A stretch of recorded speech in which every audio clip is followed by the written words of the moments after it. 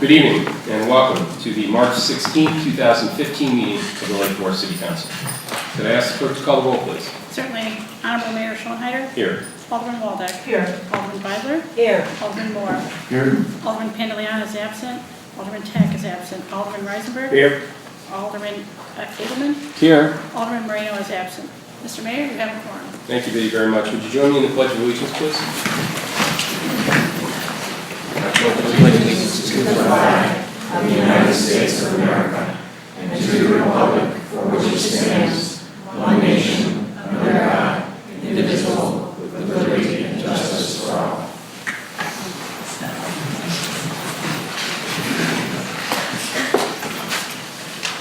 Good evening.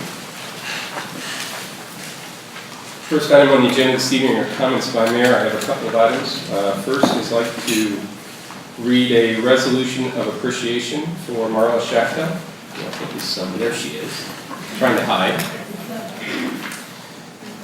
Whereas Marla M. Schachtel has been a dedicated employee of the City of Lake Forest since January 24, 2011. And whereas Marla M. Schachtel will honorably retire from the city on March 31, 2015. Whereas Marla M. Schachtel has been a devoted public servant and senior advocate for over 17 years. And whereas Marla M. Schachtel served as manager of Dickinson Hall and senior citizen services during her dedicated career as an energetic, creative, caring, and sensitive leader. And whereas Marla M. Schachtel during her tenure successfully rebranded Dickinson Hall as a place where men and women age spectacularly and worked as an outstanding advocate for seniors by creating and fostering relationships throughout the community. And whereas Marla M. Schachtel successfully implemented My Senior Center, a computerized software system, allowing members of Dickinson Hall to electronically register for programs and staff to have a centralized database of membership information.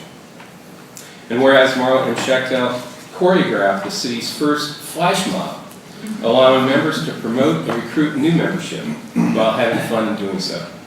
Now therefore be it resolved by the City Council of the City of Lake Forest that the Council, on behalf of the administration and residents of the community, hereby expresses its appreciation and gratitude to Marla M. Schachtel for a public service faithfully performed. And be it further resolved that this resolution of appreciation be appropriately inscribed and conveyed to Marla M. Schachtel, with a copy to be included in the official minutes of the March 16, 2015 meeting of the Lake Forest City Council. Do I have an approval of the resolution? So moved. Second. All those in favor? Aye. Hearing none. Marla, congratulations. Would you join us?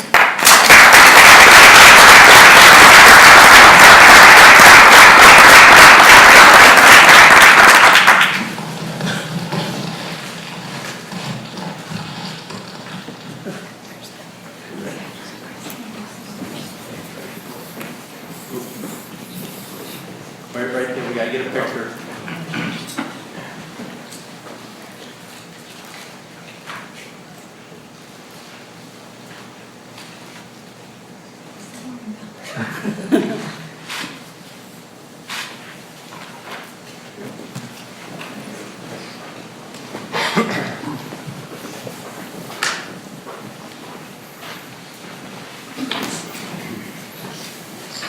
I get a moment at the mic myself, so Mr. Mayor, City Council, staff, and guests, when we are young or watching our children grow, there are so many firsts we experience, cherish, and observe. I keep thinking the firsts are over, but here I am again facing another one, retirement. The word almost rolls off my tongue, but not quite. As if I were graduating from college, the first question I get daily is, what are you going to do now? For the most part, the other comment or question is, really? But you are so young. I'm flattered by that, but it is most interesting when I respond by asking, how old were you when you retired? Generally, I'm right in the ballpark, and this is not so much a premature retirement, but basically well-earned. Their surprise delights me, of course. Our new tagline at Dickinson Hall, so well said by Mayor Schoenheider tonight, age spectacularly. I'm going to try to practice what I have been preaching to our members with great enthusiasm. The past 4 years have flown by for me, and each year has brought me closer to many of the members of Dickinson Hall, for which I am truly grateful. Gaining their trust as we made a variety of changes has been extremely gratifying. The members bring a vibrancy with them that is tangible, and that is what fuels the growth of each individual as well as the growth of the organization itself. Having the support of an outstanding executive staff in both Lake Forest and Lake Bluff, and an exceptionally talented staff at Dickinson Hall provided me with a foundation on which to build new ideas for the growth and maintenance of the place many call home away from home. The devoted Senior Resource Commission members and foundation were 100% behind me at every turn, and I appreciate all the support I received throughout my tenure. Most importantly, I want to thank Bob Kiley, Karina Walters, and the entire executive staff for the opportunity to enter the world of Lake Forest and for welcoming me with the kind of collaboration and cohesiveness that defines genuine teamwork. This has been true at every level of staff with whom I've worked in every department throughout the city. It has been everything I could have hoped for in closing out my career. Knowing I have also had the support of the mayor, the city council, and the devoted council liaisons Kent Novick and Prue Beidler, through the various transitions we have achieved has been the ultimate approval that made the road so smooth. The kind of tributes I have received since I announced my retirement have overwhelmed me. Hearing from community connections, colleagues, my own board and members, and now in this grand venue, I thank you from the bottom of my heart. Lake Forest has become a part of me now that I will always treasure, and I understand why the Cornerstones have made this community the outstanding place to live that it has been for so many years and continues to be. My thanks and wishes for great success to all of you and to Dickinson Hall in the future, and to my husband for patiently waiting for me many evenings when I have come home very late from the office. Thank you very much.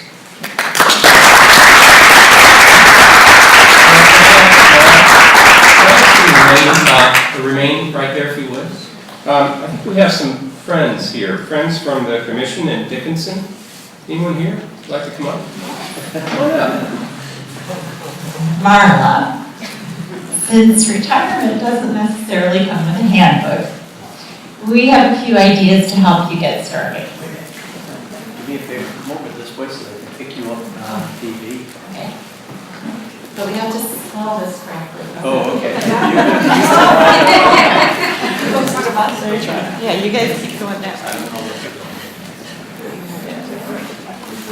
You go that way, yeah. No. Go that way, yeah. Keep going. Word doesn't work. Yeah. You're here.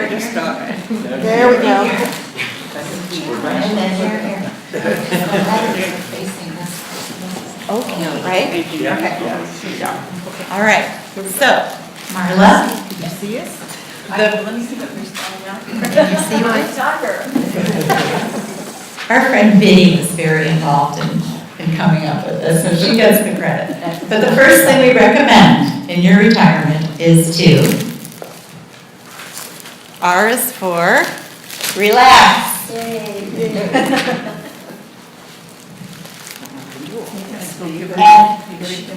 Are you ready to go? Or should we? Maybe we should all go at once. Maybe if we had done it as a flash mob. We need you as our director then. And E is for, friend, entertainment. Don't struggle on.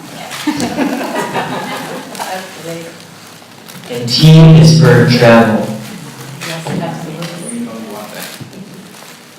I is for indulge. Oh, I will. No lie. R again is for read. We know you'll do that.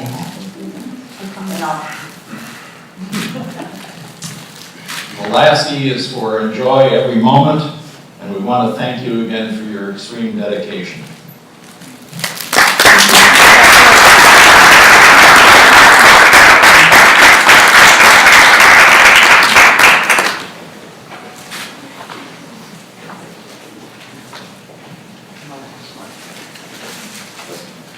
I feel like I've been on the stage.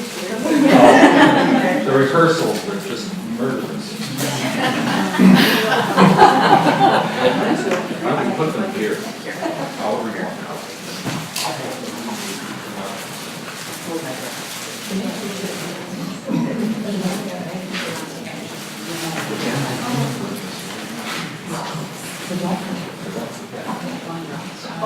Here's the. Give that to you.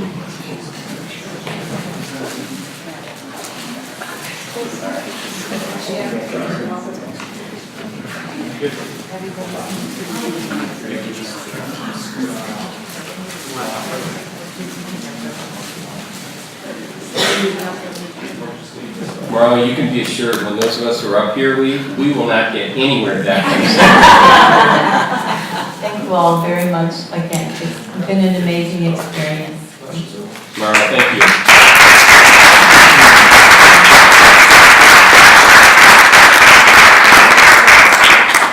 I have one more item on the agenda this evening, with somewhat sad story to tell, that we will be soon losing one of our council members.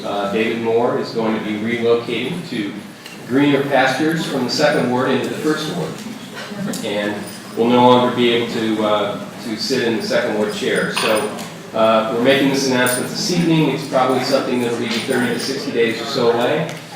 We are looking for certainly anyone who's interested in raising their hand and perhaps filling his spot.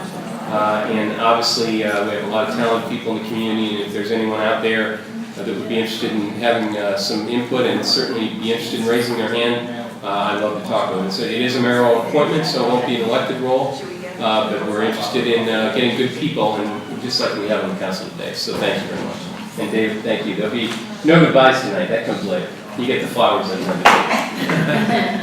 And that concludes my report. Next item on the agenda, comments by City Manager Bob Cotter. Thank you, Mr. Mayor, members of the council. Tonight's community spotlight is one that I don't think has been before the city council for a couple of years, but it's an often overlooked, wonderful institution that we have in town, this Lake Forest Graduate School of Management. And this evening, we have the President and Chief Operating Officer, Jeff Anderson. So, Jeff.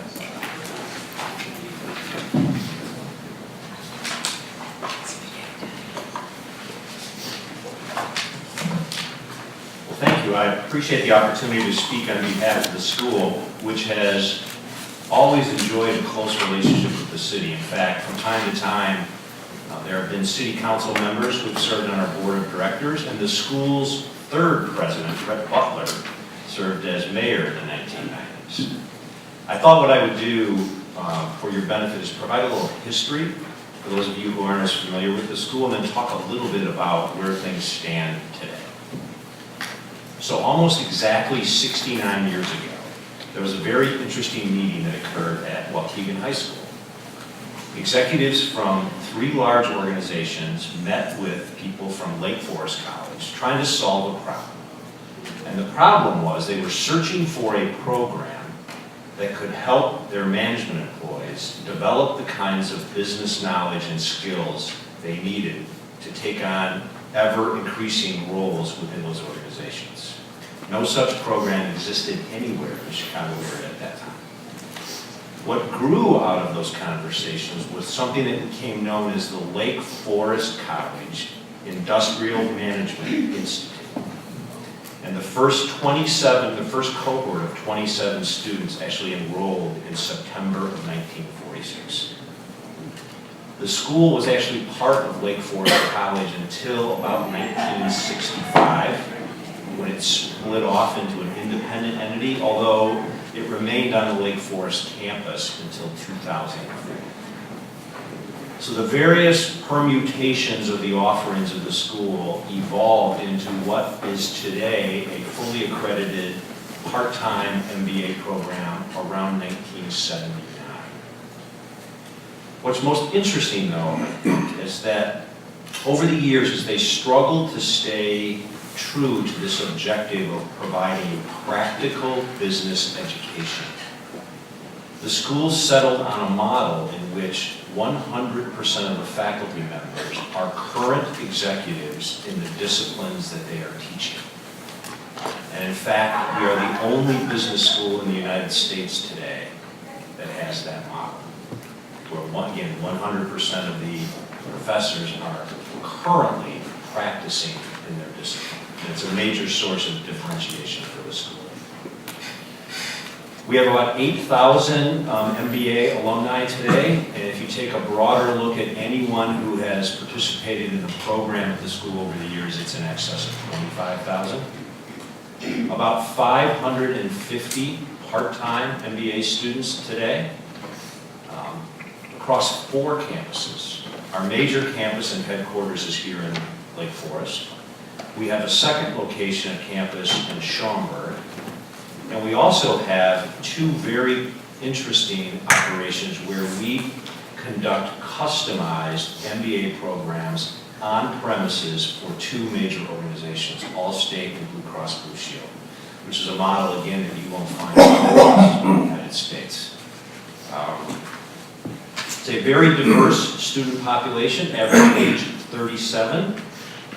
But we cater to almost anyone who's interested in augmenting their business acumen. So while you will see a lot of mid-career executives, you will also see a number of pharmacists, physicians, and entrepreneurs. I would end by saying that while there's a lot of turmoil in the higher ed world today, we continue to see really strong demand for what we do, and I think that unique practitioner-faculty model has a lot to do. With that introduction, I'd open it up to any questions you might have about the school. Yes, sir. How many years is the program on average for a typical student to progress through from beginning to an MBA? Yeah, it's a little bit short of 4 years for the typical student. They take classes evenings and on Saturdays. Just the MBA? Just the MBA. We also have a second line of business where we provide non-degree workshops and leadership development programming for individuals at dozens of companies in the broader Chicago area. Anything else? Questions? Okay. Thank you for your time. I should also add that the school does a lot of work for us in training of our management staff. And we actually have people, department heads and senior managers that have gone through and gotten their MBAs from the program too. So we're really pleased that they're in our community. It's very helpful. Next item is actually timely because you might recall that at the beginning of the year, I presented a number of priority goals. And one of the goals that I presented to the council was deliberate mindfulness. And it's interesting that Michael Simic, our school superintendent, is here to talk about the community conversation book this year because this really fits in well with that topic. And if you haven't had a chance to read this book, we'll make sure we get you copies because it really does talk about the idea of having a growth mindset, which I think our community should have if we're going to really tackle these difficult problems going forward. So I hope I haven't stolen Michael's thunder, but Michael, if you want to come forward and explain to the council the Beyond the Book conversation that we're going to have in 2015. Thank you, Mr. Kiley, and I'd like to let you know that in a couple minutes I'm going to put you on the spot because I know over the weekend you sent me an email saying you just finished the book, and I'm like, Oh, not that book. Yeah, right.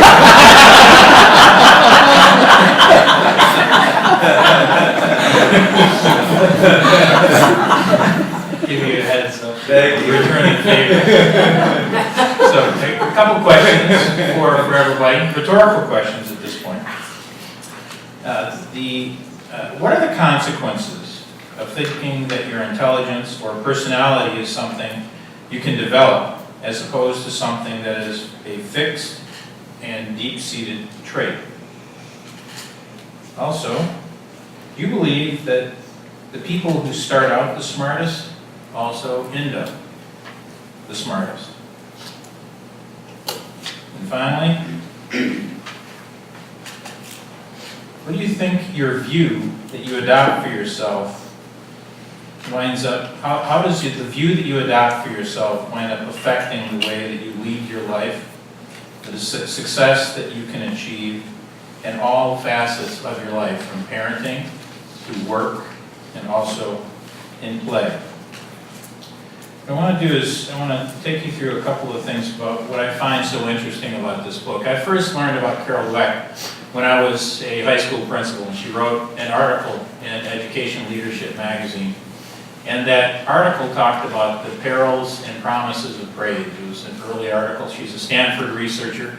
And importantly, she's coming to the community. She's going to be here to speak to our entire staff. And also, she's going to have a community conversation with us on Tuesday, April 21st. So we've invited everybody. Of course, you are invited as well. And we have books at your table here from Dr. Dweck. This is, if I were to pick one researcher, somebody that is active researcher in the field right now, that most applies to the work that we are doing with the children of this community, and importantly with the adults of the community, it would be Dr. Dweck. What is so interesting about her in part is that she does not speak to schools. And we wouldn't have her speaking at our schools if it weren't for LEAD. Because she will speak to community groups, she'll speak to business groups. She was in Harvard Business Review just this past November. She'll speak to all sorts of different entities, but not school groups. So as because of our partnership with them, they took the lead on this and applied for it. And we are beyond thrilled that she's coming. So one of the interesting things from her research is that she says that people are really, really bad judges of their own limitations and their own assets. So we have universally really a very low ability to assess how good we are at things. What is interesting is from her research, she says that there are two types of people. There are people with fixed mindsets that believe that your intelligence is fixed, and there are people with growth mindsets that believe that you can develop it over time. What is interesting from one of the research topics that she did was that it was the fixed mindset people that accounted for almost all of the inaccuracy of how good they were at different things. So the people with growth mindsets are actually very good at saying, this is how good I am at different things. She also talks about, jumping ahead here, about Jack Welch and things that he learned. And she applies a lot from the world of sports and the world of business in the course of the book. From his experiences, Welch learned that more and more about the kind of manager he wanted to be, a growth-minded manager, a guide, not a judge. When Welch was a young engineer, he caused a chemical explosion that blew the roof off the building he worked in. Emotionally shaken by what happened, he nervously drove the 100 miles to the company headquarters to face the music and explained himself to his boss. But when he got there, the treatment he received was understanding and supportive, and he never forgot it. Charlie's reaction made a huge impression on me. If we're managing good people who are clearly eating themselves up over an error, our job is to help them through it. He learned how to select people for their mindset, not their pedigree. Originally, academic pedigrees impressed him. He hired engineers from MIT, Princeton, and Caltech.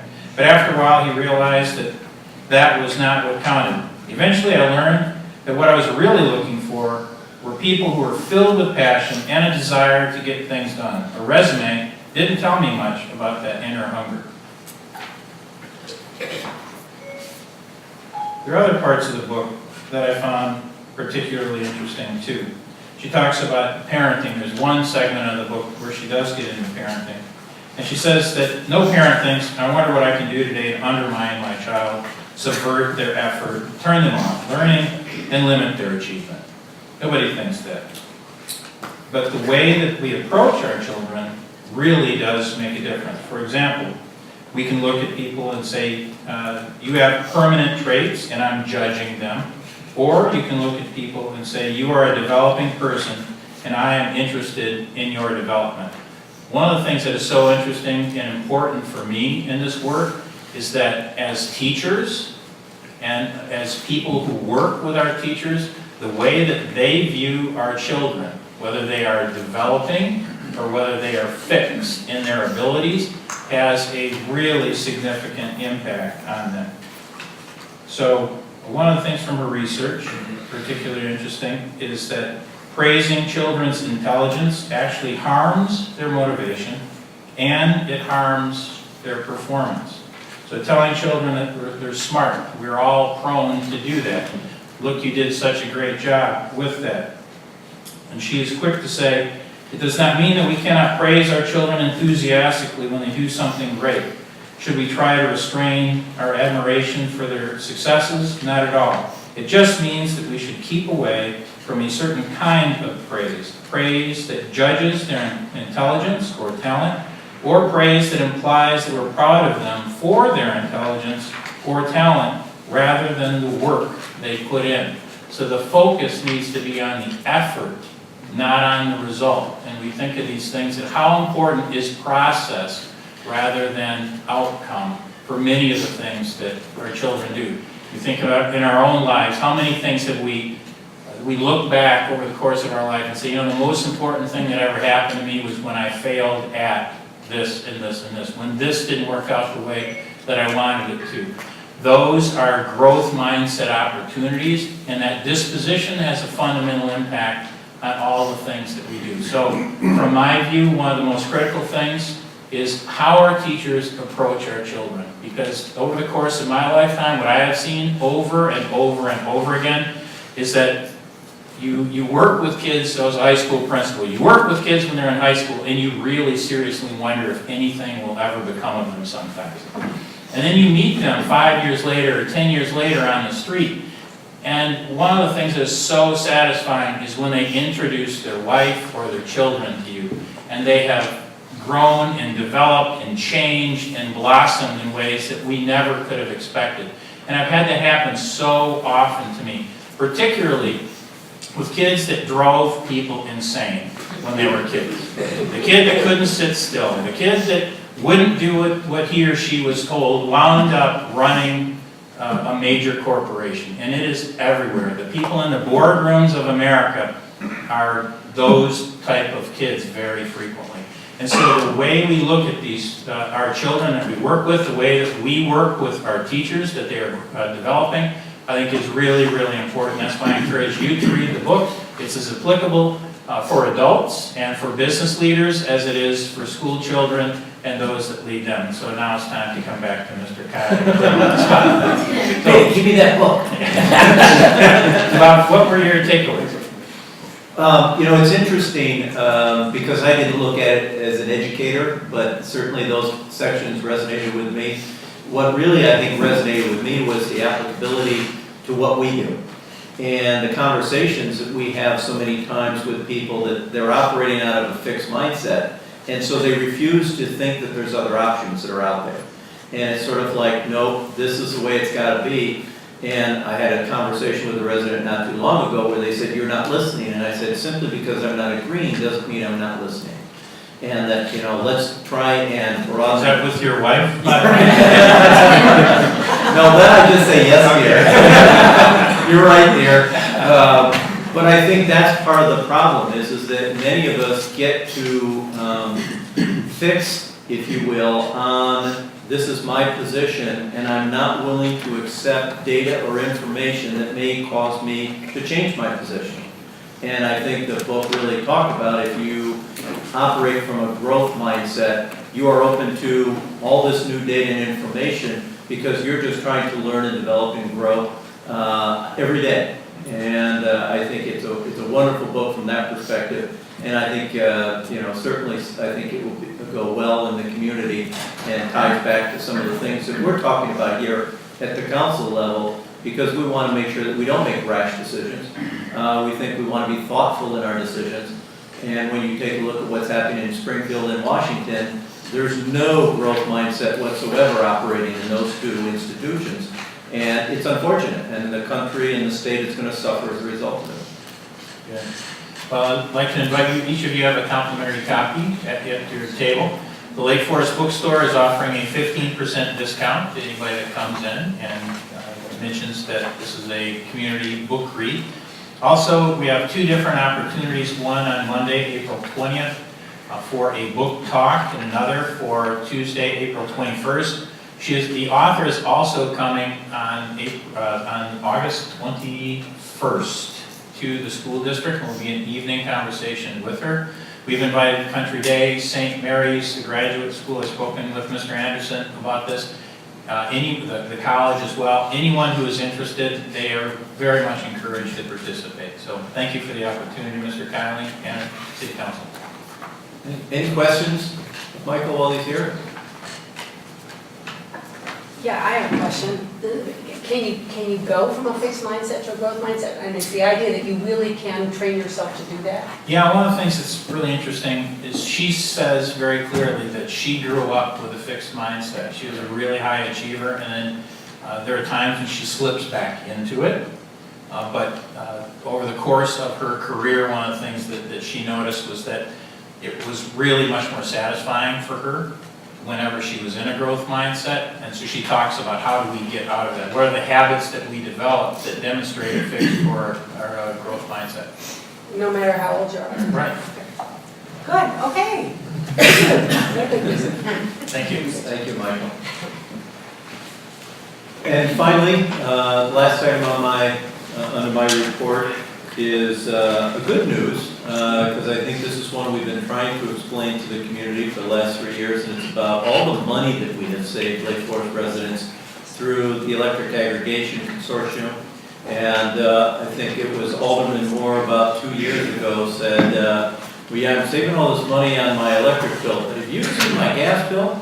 And it started a conversation about gas aggregation, and we'll be talking about that this evening as well. So I'll turn this over to Karina that will present you the latest update on the proposal for phase 2 of the gas aggregation program.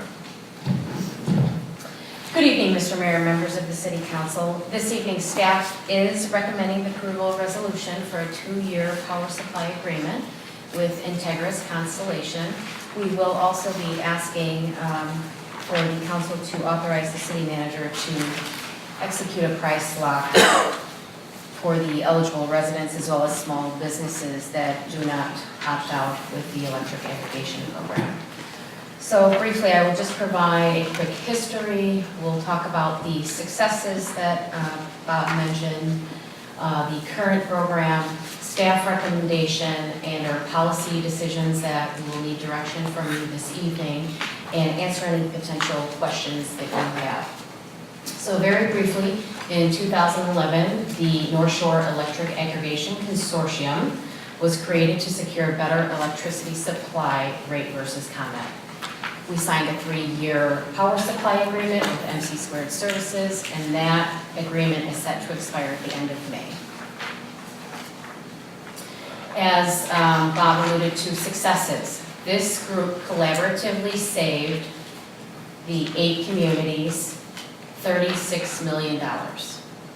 The residents of Lake Forest alone are anticipated to see a savings of approximately $4.8 million through May of 2015.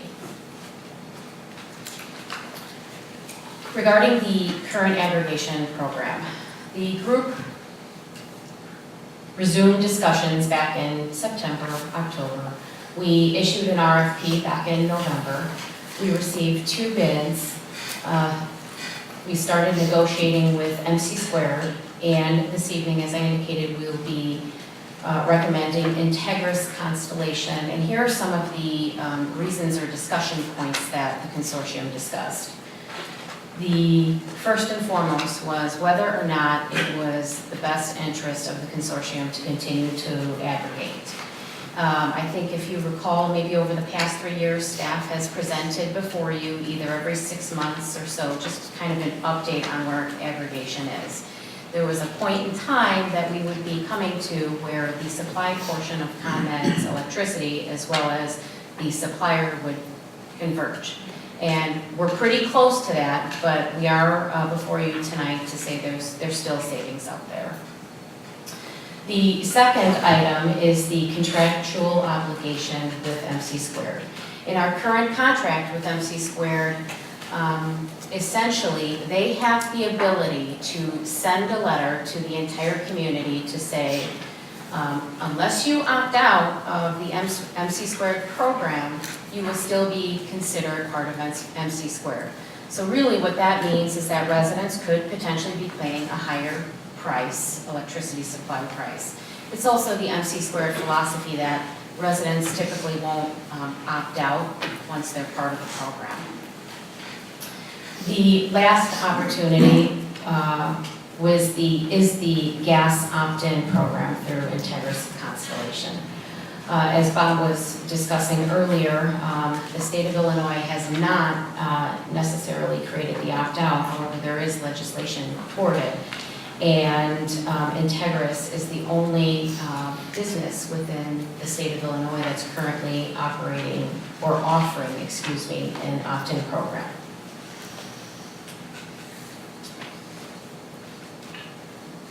So just to give you a little bit update regarding ComEd pricing. Essentially, the price to compare the ComEd electricity supply rate for the period of June 2015 through May of 2016, that will not be announced until April. From data through our consultant, it is projected to be that the supply portion of the electricity will be approximately 7.3 cents per kilowatt. One of the variables, if you will, on a monthly basis is the Purchase Electricity Adjustment, or PEA, that continues to be a monthly variable rate. And essentially what PEA is, ComEd buys a certain amount of electricity supply. If in the month of January, let's just say January 2015, that they did not go through all of that supply, then they will charge residents that 5 cents. If they went through it all, then they will credit the account. The Illinois Renewable Portfolio Standard mandate is that ComEd or any other supplier providing electricity will have to have some renewable portfolio as part of that. That mandate is set at 11.5% from June 15th through the May 2016 period. Integris, Constellation, their pricing. The indicative supply price for Integris Constellation is 6.85 cents per kilowatt and meets the Illinois Renewable Portfolio Standard, and that's for brown electricity. Now, supply can be enhanced with additional renewable energy credits that are sourced from wind generation from within the United States. So very quickly, the chart above you is just a current indicative pricing option for the aggregation program, and the supplier is either Integris or ComEd. If you look at the state renewable portfolio, Integris is offering 6.85 cents per kilowatt, and from our understanding, the consultant is indicating that the price to compare for ComEd is 7.3 cents per kilowatt. Now, I said earlier that the variable, if you will, on a monthly basis is the PEA. So the ComEd price to compare can either go up to 7.8 cents per kilowatt, or it can reduce to 6.8 cents per kilowatt. The opportunity for the city of Lake Forest to have 100% green renewable energy credits is 6.995 cents per kilowatt. So what does this mean to an average Lake Forest account, a single family, with a 18,982 kilowatt usage?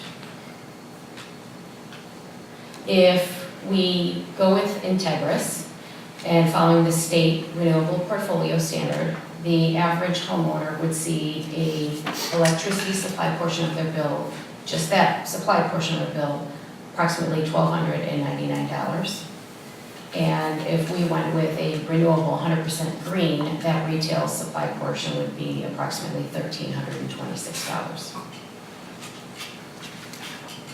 So the question this evening for the City Council is, does the city want, from a policy perspective, to have Lake Forest residents essentially pay $27 more a year for the green electricity. And essentially, the $27 is the 100% direct from the state renewable portfolio. Bob, is there anything that you want to add to that? I think the only thing I would add is there's really 3 actions. 1, to ratify a contract with Integris Constellation. 2 is to make a determination here from a policy standpoint whether or not we are going to just recommend that we go to what I call the brown energy because of the fact, as Karina mentioned, that the delta between ComEd pricing and the third-party suppliers has significantly increased over the last 3 years, which we anticipated 3 years ago that this would happen. And there's actually some communities that have just gotten out of the aggregation business altogether and threw everybody back to ComEd. Or in our case, as Karina said, MC Squared would have stepped in and tried to keep all of their customers, and they were fairly confident that 80% of the customers would have just stayed with them rather than go back to ComEd, even if they had to pay more, because people just didn't want to go through the hassle of the change. The other reason that we were very interested in Constellation Integris, though, is that they are one of only a couple of suppliers that can do both electric and gas. And we have not, at this point, gotten into deep discussions with them about gas pricing. The good news is that we've got the summer to negotiate that and get that in place before the higher pricing will kick in the fall and winter of 2015. But I think that's really where the opportunity lies for future savings for not just Lake Forest residents, but North Shore residents. Because if you take a look at, and I don't think we have the information here, if you take a look at the differential between North Shore and Peoples Gas and Nicor and Ameren Gas, it's significantly different. And so much like we learned 3 years ago with ComEd and the third-party suppliers, there is an opportunity here of probably anywhere from 10 to 25% savings on the gas side as well. So we'll be focusing on that over the course of the next 5 to 6 months to try and get something negotiated in place prior to the winter of next year. And then finally, this is really, I think, where we need some policy direction from you, because in our strategic plan, we did talk about the environmental sustainability goals of the city, and it was easier to recommend to you when the gaps were larger because everybody was saving a lot of money. And so to take a little of that savings away to be green, I think was an easy decision. Here it gets a little more difficult because even though the differential between green and non-green is only $27, there is a potential, and we want to be very honest with everybody, that if ComEd has one of those months where they give a credit back, you could actually be paying more for your green energy than you would if you had signed up with ComEd. And so I think we're very sensitive to that and pushing people into paying more, if you will, for that those green energy credits. And so I think that is probably the most difficult decision we have from a policy standpoint, if you will. I will say, and Karina can correct me if I'm wrong, that we also have negotiated with Integris and Constellation, though, is if we decide to go away from the 100% green, that the first 10% of customers who sign up for green through Constellation would be able to get it at the same price.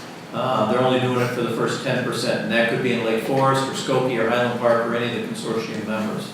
So I think if we move away from that, at the very least, we would make sure that that program is widely publicized to our residents, and our residents would be encouraged to sign up voluntarily for the green energy rather than stay with the brown. So with that, I will answer any questions that you might have. Here are a couple of questions. I'm a bit confused. We can't pick the 25 or the 50 or the 75. We have to go with the brown or the 100? No, Karina, if you could go back just one slide. You can go the 25 or 50, but you'll notice that the cost differential. Technical difficulties. Oh, okay. Well, when she is able to put that slide back up, the cost differential is like pennies between 25, 50, 75, and then the 100. And It was so, 07 to 99, like, so it's $8 more for 25% and $27 more for 100%.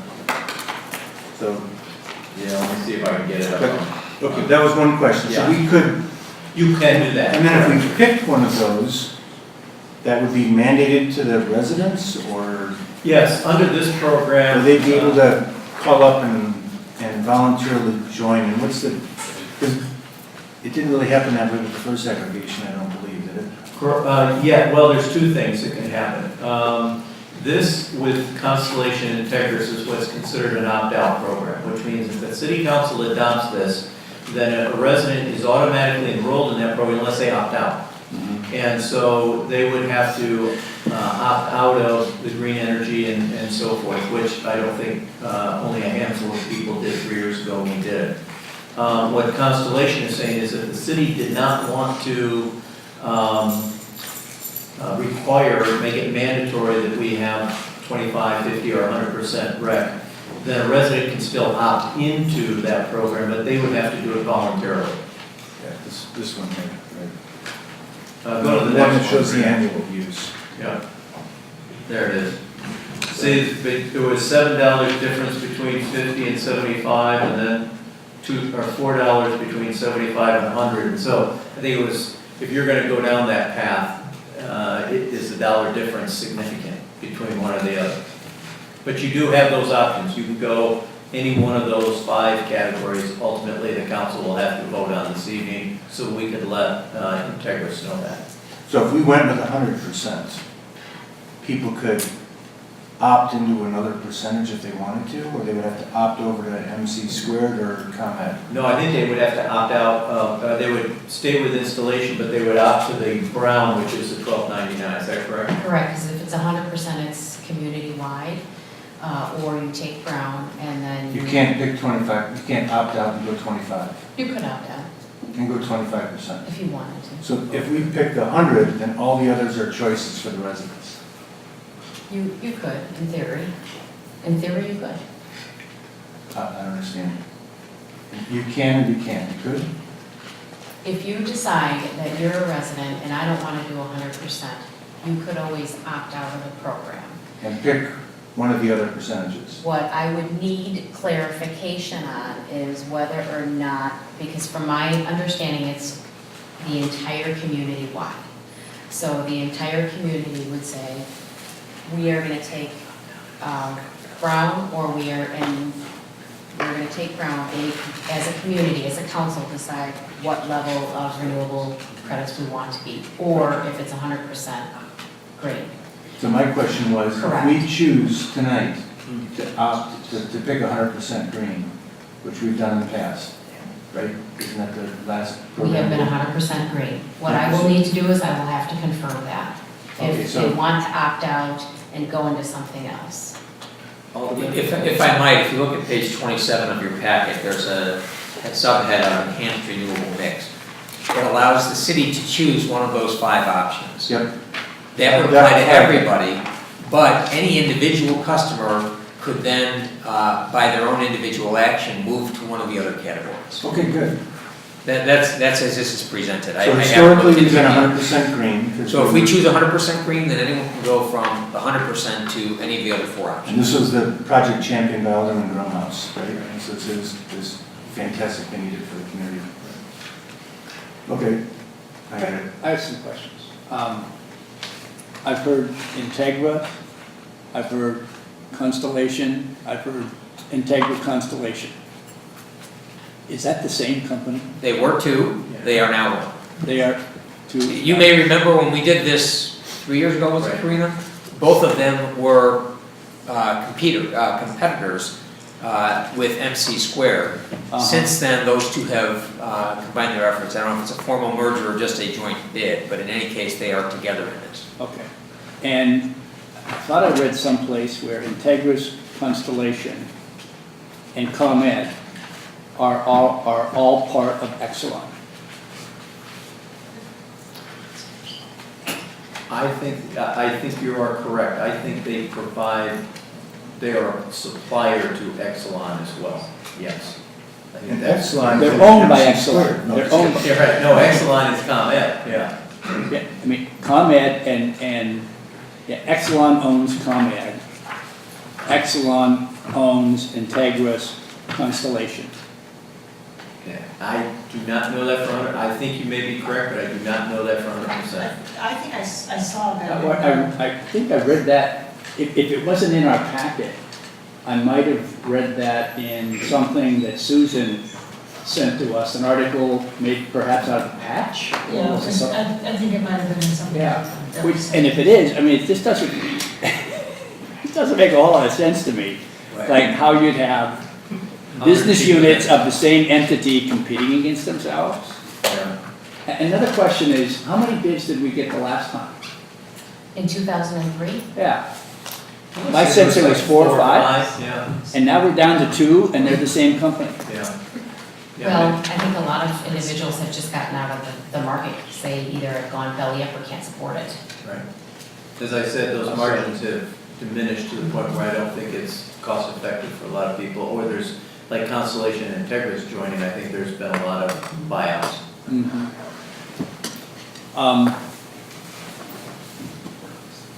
One other question, I don't know how to phrase it, I'm trying to think how I want to phrase this. You can go green or brown. Brown is cheaper. If you choose brown, they can opt out and go green. Correct. You go green, you can opt out and they go brown. So the last time we chose the high price spread, then telling the residents that they could opt out for the low price spread. All the time saving them money from the previous option. Correct. Right, That was the idea. right.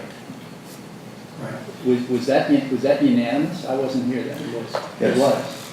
It's, because I think it's part of our mission statement, or the city did, That our residents should pay more. that we should be more green. Yeah, we should be more green. And the idea, Jack, was, the spread was pretty significant. And the difference between renewal versus non-renewable was relatively small. So in keeping with that, we decided as a council that it made sense and was good policy to opt into 100% green. Okay. Is that the same situation this year? The spreads are obviously very different, as Karina outlined. Correct. But Margins are they close together, or are they much wider, or? Oh, no, they're much closer. They're much closer. I mean, these are the numbers. Which is why No, it's the same. Bob was indicating that there could be some months where that you're paying more for the green electricity, green renewables. Where's the, where's the green and where's the brown? 100% renewable. Oh, 100% renewable. The state RPS is here, so that's the brown, but technically, Karina, Part green, but. it's part green, 11 or 12. Correct, it is part green. Okay. There's an 11% in there that's mandated. So that's the difference. And I think, Alderman, I think I'm gonna have to read Mike's book. I should have read Mike's book before I got here tonight.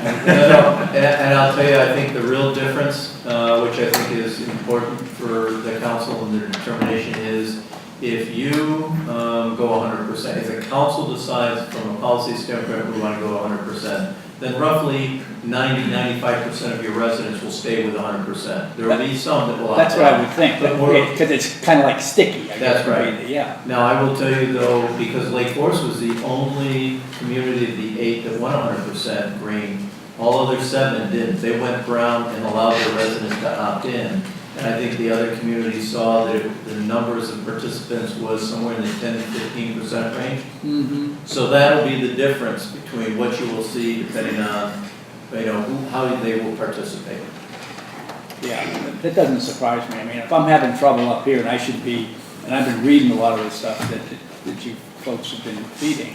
Right. If I'm sitting at home, You'll just go with the lower. I mean, I'm clueless. Right, Yeah. right. I agree.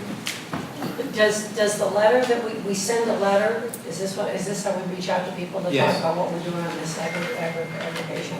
So does the letter get to Jack's point of trying to make people a little less clueless about the discussion that we're having now and why we made whatever decision we made? Typically, every letter that we've sent out has been very descriptive for the I mean, residents. I actually don't, obviously pay close attention now. But I don't, in fact, remember, but I must have gotten a letter 3 years ago when we did this in the first place. And I probably just looked at it and thought, okay. People who know what they're doing must have thought that was a good idea. I knew I was saving money, but I didn't know, Yeah, I didn't really yeah. know that I had choices in there.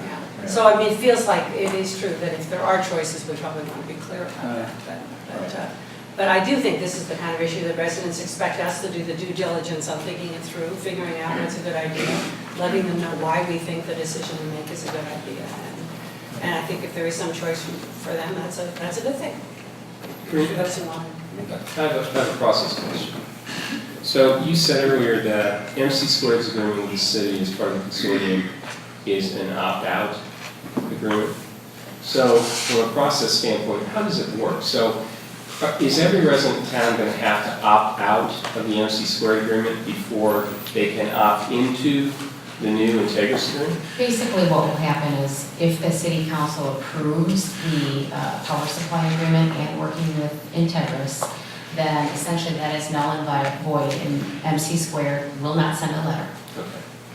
And then it will be Integris that will actually send out the letter in partnership with the consortium and the city to say to residents, here's your new supplier, you don't have to do anything, this is what your rate's gonna be. And it will be on our comment bill. Correct. Correct. So there's no changing in billing that anybody worried about or? No. But then, following that process, that once Integra sends a letter to the residents, will that letter also give them the opt-in or opt-out of the green versus the brown? We will make sure that the letter that goes out to the community is clearly stating that they have that opportunity. And we've always been pretty clear to say residents can opt in or opt out at any point in time. Because I think no matter what the council decides tonight, I think it's important that the residents each have those options. So here's a question that's just occurred to me. When my power goes out, I think I call ComEd. Correct, you would still call So you ComEd. still call ComEd when your power goes out, you probably want to make sure the letter says that. Does the letter come, this is getting a little granular, but does the letter come on, a letter from Integris, but in a City of Lake Forest envelope? It was actually, our letterhead was on the top, and I could ask Susan Banks to Okay, address so that, it would be but- something that people would open thinking it might be a bill or, I Yeah. mean, I'm just thinking that enough of us have, everybody gets mail, they're like, oh, I don't know what this is, and, Drew, Go ahead. I think the answer to your question is that Integris would be the supplier. Yeah. ComEd is the distributor. Distributor. So it's the distributor that would have to come out. I mean, I thought I was still calling ComEd. You are. Your bill's Yeah. still from ComEd. Yes. One other, hopefully final question for me. What is this rate that you have to lock in on, Bob? And when do you have to make that decision? And what are the implications to that? Well, there's no requirement that we ever make a decision. I think going back to David Grumhouse, it was almost like you are following a commodities market. And so with the help of our consultant, we literally daily are looking at the market and contrasting the price that they could lock in at versus what the ComEd price is. And generally what we try to do is identify a range of delta, if you will, or separation between the two that we would then say as a group, okay, if we can get to a 12% difference, we're locking in and we're going to go for it. And so we could go months possibly without locking in until we have what we believe is a favorable rate, because once you lock in, then that rate's for another year. Okay. And if we went months, we would still be under MC Squared. That's one of the things, no, actually what would happen is you would technically go to ComEd, and then until such time, you'd almost be in a holding pattern with ComEd until such time as we lock in with Integris. Just a really minor question. I'm just curious, why is Park Ridge no longer part of this consortium, if you know? And Karina can correct me, I think that Park Ridge took the position that they pretty much want to get out of the business, that they're okay with everybody staying with MC Squared, and I think it's almost sort of the mentality of your cell phone service, is that that's a decision that you as an individual customer are going to make, and the municipality is just going to get out of the middle. Is that? Correct. And there was a lot of discussion by the other members about the same thing, but I think from our standpoint, we really had a hard time accepting because the MC squared, which was a higher rate than Integris, would have been higher than ComEd, and we were having a hard time justifying why we would move our residents to a higher rate, knowing that it was going to be a higher rate. So Karina, this is your last official act before you move on. Pass it What a way to end it all. Do you or do you not? So Bob, what you're recommending tonight is because of the delta between the ComEd number or potential ComEd number and the brown, slightly green Integris number, that staff is recommending the council approves the lower number. And then obviously, as we've learned tonight, residents would have the opportunity to opt into a higher level of green. That was staff's recommendation. Any other questions for staff? I'll move to approve a resolution to give you the authority to negotiate. Is that what we're doing? Okay. And lock in the price. Yeah, so council's action, staff recommends the approval of a resolution for a 2-year power supply agreement with Integris Energy Service, Constellation Energy Resources, and authorize the city manager to execute a price lock for all eligible residents and small business customers that do not opt out of the program. Do I have a motion to that? So moved. Do I have a second? Second. Roll call vote, please. Alderman Waldeck. Aye. Alderman Beidler. Aye. Alderman Moore. Aye. Alderman Reisenberg. Aye. Alderman Edelman. Aye. 5 yeas, 0 nays, motion carries. Thank you. And just to be clear, we just went from 100% green to 100 to minimum. Yep, and we will make sure that we get the information out to residents, encouraging them to opt into the green program under the Integris plan. While Karina's up there, I'm going to let her move right into the next and final item under my agenda. And this has to do with the city's special event policy and a request that we have from an existing program event that's going on in town about expansion of that event beyond what they've done the last couple of years. So Karina, I'll turn it over to you. Good evening, Mr. Mayor, members of the City Council. This evening, staff is actually going to be recommending the approval of a 5K run in connection with the Greenhouse Scholars Venus de Miles 25-mile and 62-mile bicycle ride. As Bob indicated, this item is before you.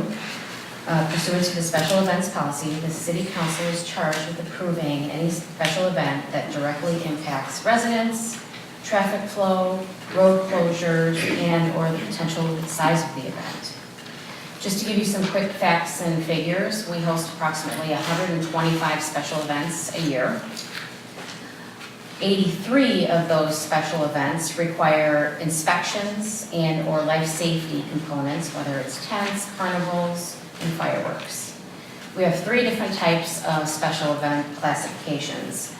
Class A, it's a community event on public or private property that it requires equipment, manpower, resources, and really to look at it from a higher perspective. This is your tree lighting ceremony, this is your 4th of July, Lake Forest Day, that's really an impact to the community and really involves the community as a whole. The Class B special event is also on public or private property. It may or may not require manpower, but the difference is it may not impact the entire community. For example, this could be a cemetery walk. It could be house walks. It could be Boy Scout pancake breakfast.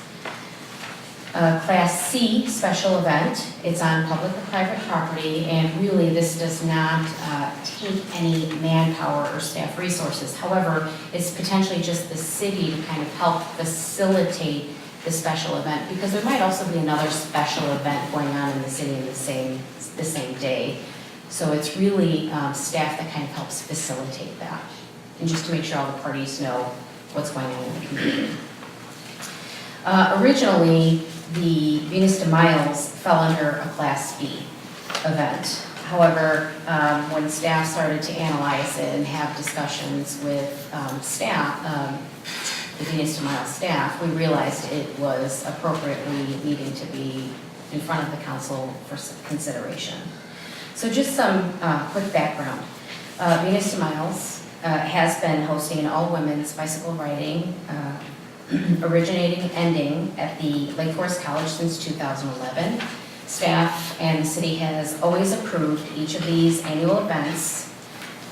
The Venus de Miles is a nonprofit greenhouse scholars program, and it provides scholarships and mentoring to approximately 200 college students who come from troubled and socio and economic backgrounds. As a point of clarification in the write-up, on February 4th, 2015, I put 2014, excuse me, received email correspondence from the schoolhouse greenhouse scholars asking to add a 5 and a 10K run to the already 25-mile and 62-mile bicycle ride.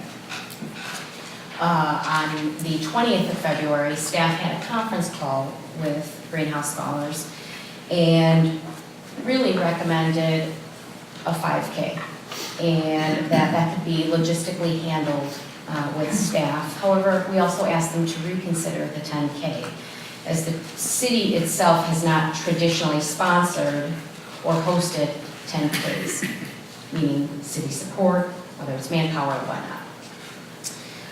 Staff also suggested that you start out small, see how it goes. If it's very successful, then potentially a year from now or 2 years from now, it could grow to something larger. Staff also found out that the 5 and 10K have already been advertised on the website. However, that's done based upon sometimes the municipalities or the partners may not necessarily respond quickly enough, but from my understanding, could potentially be canceled and or removed if need be.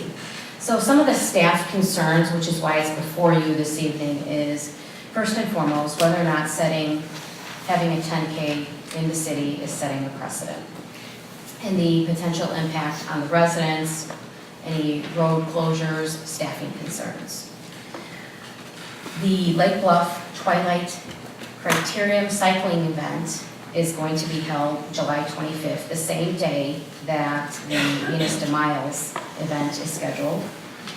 And as Lake Bluff is assisting the city with the BMW event in September, Lake Forest is assisting Lake Bluff with their event. And from my understanding, police and Commander Lukowski is here this evening. We'll be allocating at least 8 personnel for that event. The other caveat as well is whether or not there's construction and or street closures due to repaving or whatnot. I know that engineering is in the process of finalizing that, and sometimes that might tweak any potential routes. I will, Craig, I'm not sure if you have anything to add to that. However, we do have Angie here, Vermillion, here this evening, who is going to be making a brief presentation regarding the program. Do you have any questions for me? I have a couple very brief questions or clarifications, and I certainly think city staff and our police department is in the best position to recommend to us, what's appropriate in terms of size and what we can handle. I'm just a little curious. Is this a bike? Is this like a duathlon type of thing, where the same people who are riding bikes, are they getting off the bikes and running a 5K or a 10K, or is it a bike ride and a running race that's going on at the same time? I'm really going to let Angie speak to the event details. Okay, and then I have one other question, perhaps for you. Is the concern the number of people that have a 5K and a 10K would generate that many more people, or is it a time concern because it takes longer to run a 10K than a 5K? Because I notice it's the same route, so the people running the 10K would just be making 2 loops. So I'm just curious as to, from a staff perspective, what the main concern is. I'll let Craig talk to more of the personnel and police matters, and it is on page 71 of your council packet. It's also on your monitor, I think. They have it on their monitor, you just don't have it up there for some reason. Is it on the back? It is. Okay.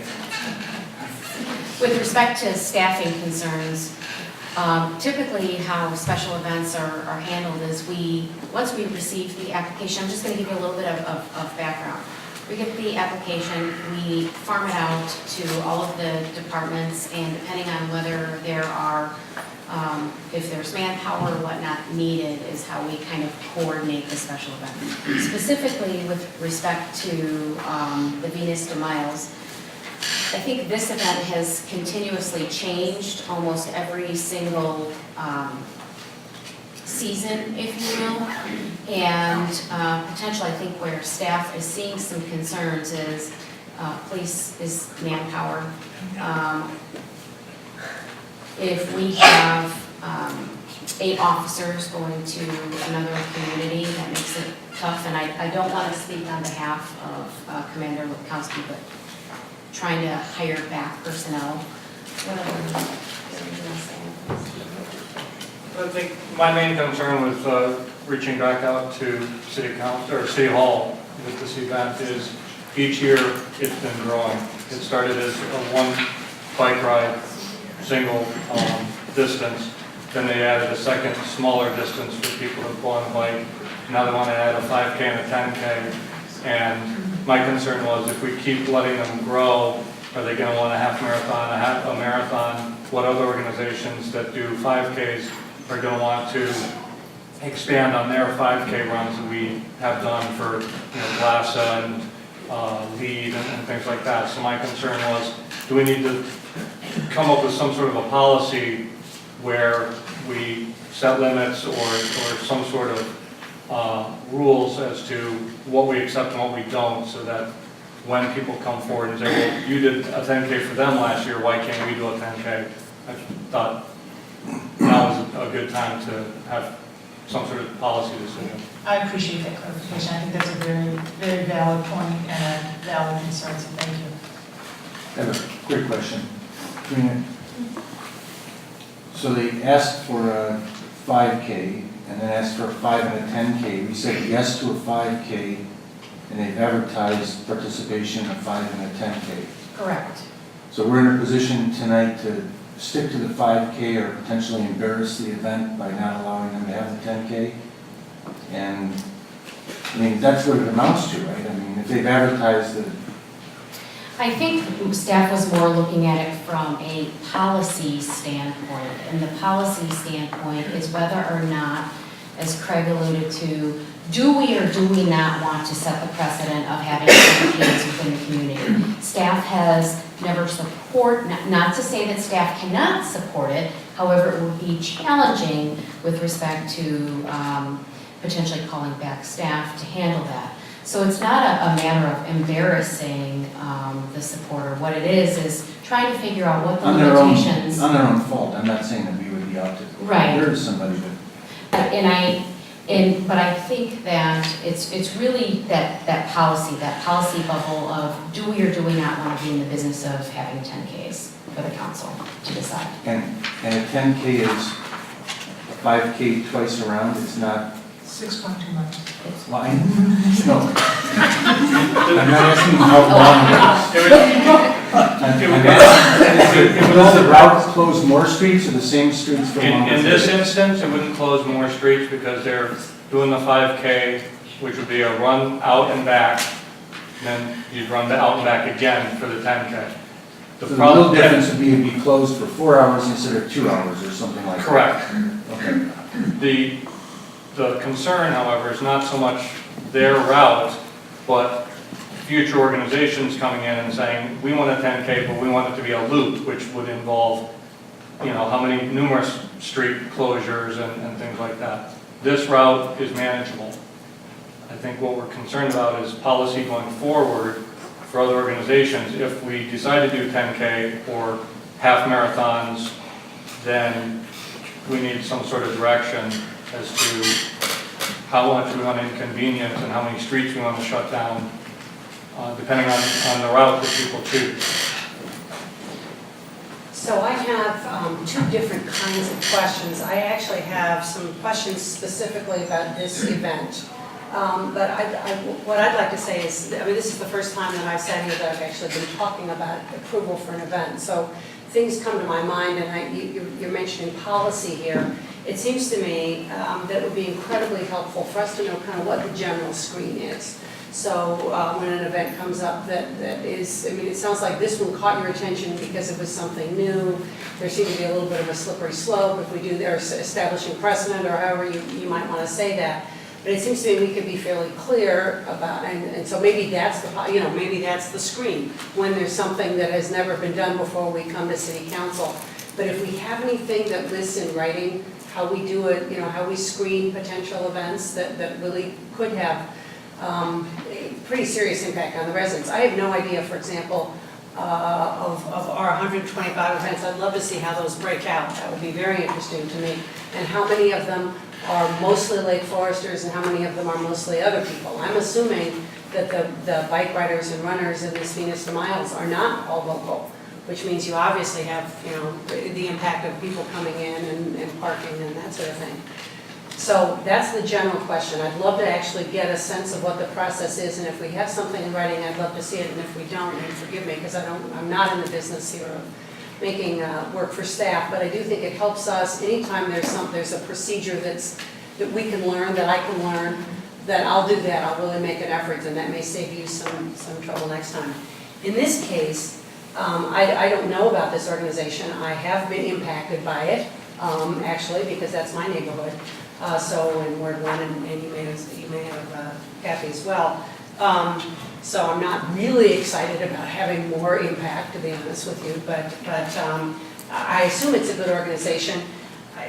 It starts at Lake Forest College. I have no idea if it actually has a relation. It's a national organization, Angie, maybe this is a question for you. It's a national organization. You have a relationship with Lake Forest College, apparently. Are the 200 students that are referenced in the write-up, is that national, Illinois, Lake Forest College? Who are the 200 students? Sure. If you guys don't mind, can we back up just a little bit? Karina had indicated I'd get about 5 minutes that I'd love to explain our cause. So again, my name is Angie Vermillion. I'm the Director of Events for Greenhouse Scholars. First and foremost, thank you for your time and consideration tonight. And to Karina and Kim and Commander Lukowski, we absolutely appreciate the consideration of our proposal. So Greenhouse Scholars is a Boulder-based organization. We're in our 10th year in Colorado. Our founder and CEO is Pete Burridge. He's from Hinsdale, and so it was a natural fit for us to expand to the Illinois, to the state of Illinois.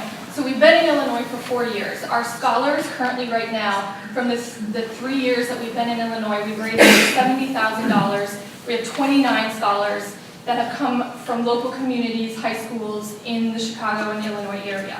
40% of those scholars attend schools within the state of Illinois. So we are a national-based organization. We have scholars in 15 different states throughout the country, but right now we do support scholars from Colorado, Illinois, and we just expanded to Georgia. We are an organization that provides comprehensive and personal support to extremely under-resourced college students. These students have come from some of the most dangerous communities in the Chicago area. Their families are from very low income, very challenged backgrounds, but they have graduated in the top 90%, the top 90% of them have graduated in the top 10% of their high school classes. So our approach is much more a whole person approach that we provide intellectual, peer support, professional support, as well as academic and financial side of things. So Venus de Miles is our premier fundraising event in the state of Illinois. As we've said, this will be our 4th year. We have 2 different rides, and what we've seen in the past is from our evaluations from the riders and from outside support, the community of Lake Forest has been our foundation of that support. Like I said, we've raised over $70,000 in the past 3 years with this ride that goes back into supporting our scholars. However, that being said, Illinois, the second most participated event is running, the third being walking. So we have not seen a growth in the past 2 years. Our rider levels have stayed the same. So this year we wanted to go back and provide another opportunity for our women to get involved. This is an all-women's event, but men are absolutely invited. And the rides would be separate from the runs. So we still have our 2 rides, and then the 5K and 10K were presented because road races and events in the United States are the largest source of fundraising income through an event. It's running is what it is. And within this area, we've seen that we need to make a move. And because Lake Forest has been so instrumental in being that foundation of support for us, we are asking the community to consider this 5K and 10K run. Again, I know a couple details were already covered, but I'm happy to answer more. We have proposed a 90-minute road closure around Lake Forest College. It'll start and end at Lake Forest College. So basically from 8:30 to 10 a.m. on a Saturday morning, I outlined a 1.4 or 1.5 mile out and back course. It's not a 3.2 5K loop around the city. I've worked in a ton of different events throughout my career, and I completely understand and appreciate the positive impacts, but also the very challenging logistical and concerns from residents that events propose, which is why I developed and proposed the least impactful on this community and your resident. Commander, yes, you are here. As far as the concerns for this course for the 1.5 mile out and back and the 90-minute road closure, I went back and actually proposed that we would not need any additional police support, which was one of the biggest concerns. We would use volunteer course marshals as well as pay the city to barricade the intersections. We are estimating 150 runners, so not a huge scale whatsoever, but because of both of these events, we want it to be more on a competitive level with all the other running events that are being held throughout the city on the weekends during the summer. We feel that we can take that next step right away in offering both of the courses, and we would generate $6,000 in revenue plus another $10,000 in fundraising, which again, our cause is the main reason that we are here and have come to this community and have seen success in the past. Outside of that, I know it comes down to a philosophical question if the city is going to host 10K events. And, we just ask you to consider, since we are an existing event and aren't asking for a one loop 10K or 5K course, that we can be condensed to this 1.5 mile, 90-minute road closure in conjunction with a bike ride. So happy to answer any questions and thank you for your time. So if we live on this road, we can't leave during the race? Nope, absolutely not. In my proposal, this is our ride as well as our run is completely non-competitive. It's a rules of the road ride, and then our run, because of safety reasons, the road intersections would be, blocked off.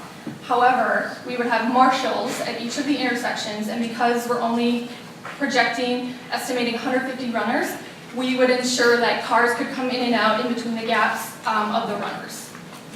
Pending the time and safety of them, it still would be an opportunity for residents to come in and out. However, there's only one road that would actually on both ends be blocked, which, again, that would be a consideration. However, the rest of the intersections from what I developed on the course would still have access out another route from the neighborhood. One observation I would have for what it's worth is 8:30 to 10 o'clock on a Saturday morning is a pretty busy time in terms of people going out and about to be driving in between runners who are being stopped or whatever by volunteers. So that's one thing that's a little concerning. Absolutely, and I worked with actually the Rick Cohen at the Lake Forest College to try and contain the run completely on the college campus.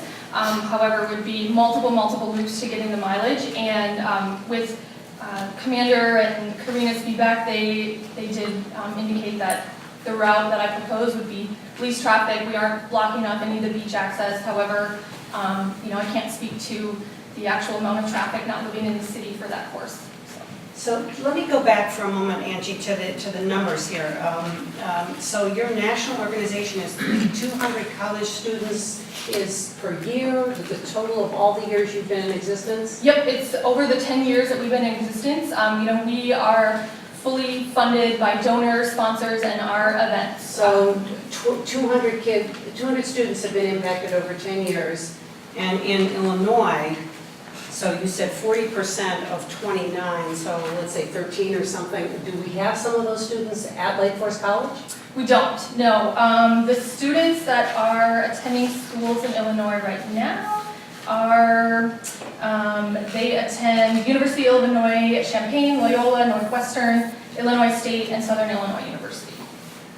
Okay, so I guess just and this would be maybe a comment in general or a comment to staff, it strikes me that as we look at events that impact residents, I guess there's a part of me that thinks I'd love to have a local partner. It's nice that you're partnering with Lake Forest College, but your students aren't there, and you're not, so I guess I'm trying to see where the natural fit with this organization is with us. And I know we make a little money off of this, I think $700, but that's not, serious. You're not going to be able to make up for what the state's costing us, I'm afraid, in the big picture.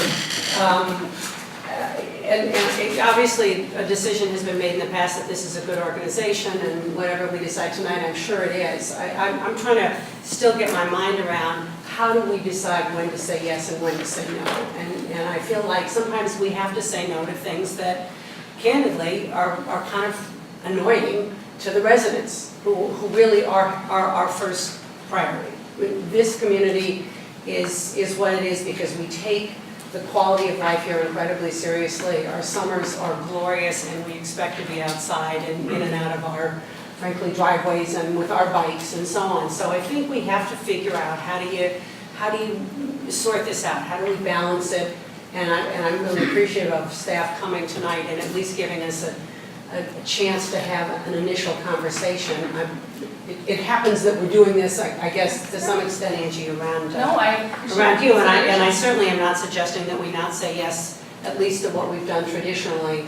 My entire adult career has been in not-for-profits and a lot of fundraising. I know nothing about this kind of event fundraising at all, and I don't know exactly what the math is on this, but it still strikes me that a connection to our community is important, and that's really where I'm struggling here. Separate from the 5 and 10, which I'm completely comfortable with the 5, not so comfortable with the 10, just because I feel like the sequence should be, we decide and then you post it on your website is where I'm really on that one. But if you feel you can run 2 different types of business and it's going to be okay, and we already said yes to you on the bike, whatever. But I feel like we've still got some due diligence to do on figuring this out going forward. Any other questions? No? There's a comment, and my comment's not directed at the specific event this year.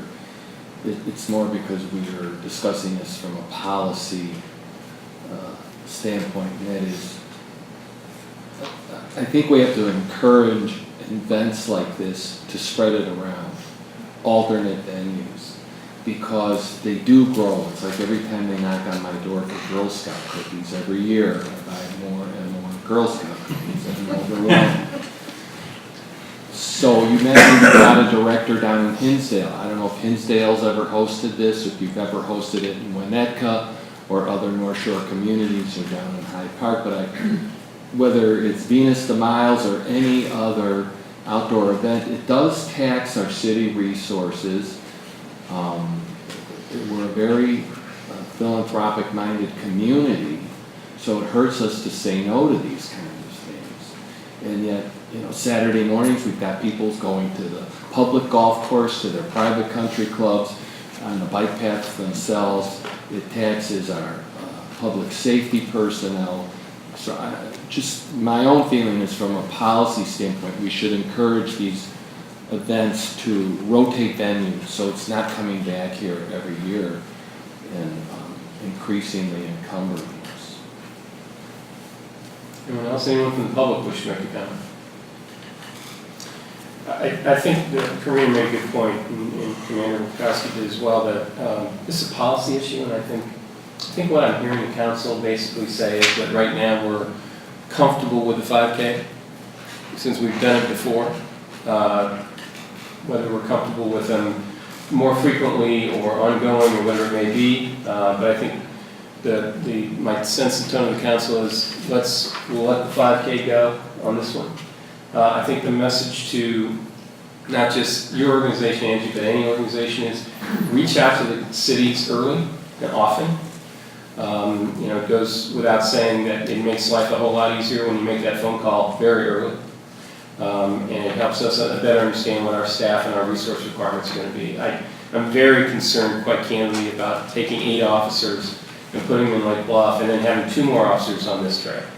So I'm somewhat, I think, in the realm of all the other people on the council tonight, I'm reluctantly willing to support it. But I think it's really prudent for any organization to reach out to city manager and the police department very early and talk about what the event's going to be and the resources are going to demand. So with that being said, I would ask the council for approval or motion to recommend the approval of this 5K run. Do I have a motion? So moved. Do I have a second? Second. All those in favor? Aye. Opposed? Hearing none, it's approved. Thank you. Thank you. And Mr. Mayor, I'll just say at the end to Alderman Beidler's request, we will come back, staff will come back and try and document for you that list. Considerable number of those are just, block parties and those kinds of things. But I think it's one of these situations that maybe this event became the tipping point where we have been extremely accommodating, particularly the local organizations and groups when they wanted to do these kinds of things. And they've just sort of grown, much like Alderman Nadelman's Girl Scout cookie analogy, they just keep growing to the point where with all the other constraints that we have on ourselves, I think we need to step back from that and really take a look at where we're putting our resources going forward. Do we limit the number of participants? Is that, I don't mean to belabor this anymore, but. I do not believe so, Alderman, and that might be another very good question to ask. So I think we can certainly tighten up our policies going forward as we look at those kinds of things to say, really, what is the impact on the neighbors, on the residents, on the community, and what's the value or the return that comes back to the community through this event as well. And really, and again, I am clearly belaboring it. You can tell that this is something I'm feeling pretty strongly about. The percentage of local involvement. I mean, here's the thing on the Girl Scout cookies. First of all, you don't have to buy them. You can walk past, I mean, you can't always, especially when they do the thing where they give you a taste of the new ones, it's very hard to do. They've even gluten-free, I kid you, says. There's nothing wrong with my gluten-free husband, and they're really good. The gluten-free was really good. But the girls selling those cookies are local. I mean, we don't have people coming up from these are girls who live in our community, who are part of a terrific program, and we have a choice to do that or not. If my road's closed, or more likely yours, your new neighborhood road, it's not like you had a choice. You couldn't walk past, you couldn't have a sample and not buy, it's a different deal. So it's the percentage of local involvement that I feel really strongly about trying to get a handle on myself. Block parties probably going to be pretty high local involvement. I think that's wonderful. I think that's an enormously wonderful use of our resources. I would like to say that I certainly supported the mayor's recommendation, if nothing more, and we probably were too far along on this thing to pull back. But I would recommend that next year we put this under a microscope, this particular one. I didn't hear a lot of support there from my right hand. And you let it go through, right, but that's fine. Let's move on. We have bagpipes and bonfire in the fall, and that's a Lake Forest Open Lands event. It takes a lot of resources, but it's really the heart of the community. We've got the farmers market on Saturdays. We've got to take resources, I'm sure. Thursdays, we've got the music in the square that takes some resources. These are all community-oriented events, and I'm all for that, but I think we have to, like you say, really closely scrutinize opening the floodgates. And Bob, I think a couple of things you're hearing tonight from the council. Number one is, as you look at these events, I think it'd be very helpful for us to understand the direct costs of some of these events. So not just indirect, but what kind of overtime are we paying? What are we doing? We are about to lose $1 million from the state of Illinois, and we are looking for nickels and dimes. And so now's the time for us to really assess that. And I think, to Karina's point, I think it should be our policy that if we've not done an event like this before, it should come before the council before we do it.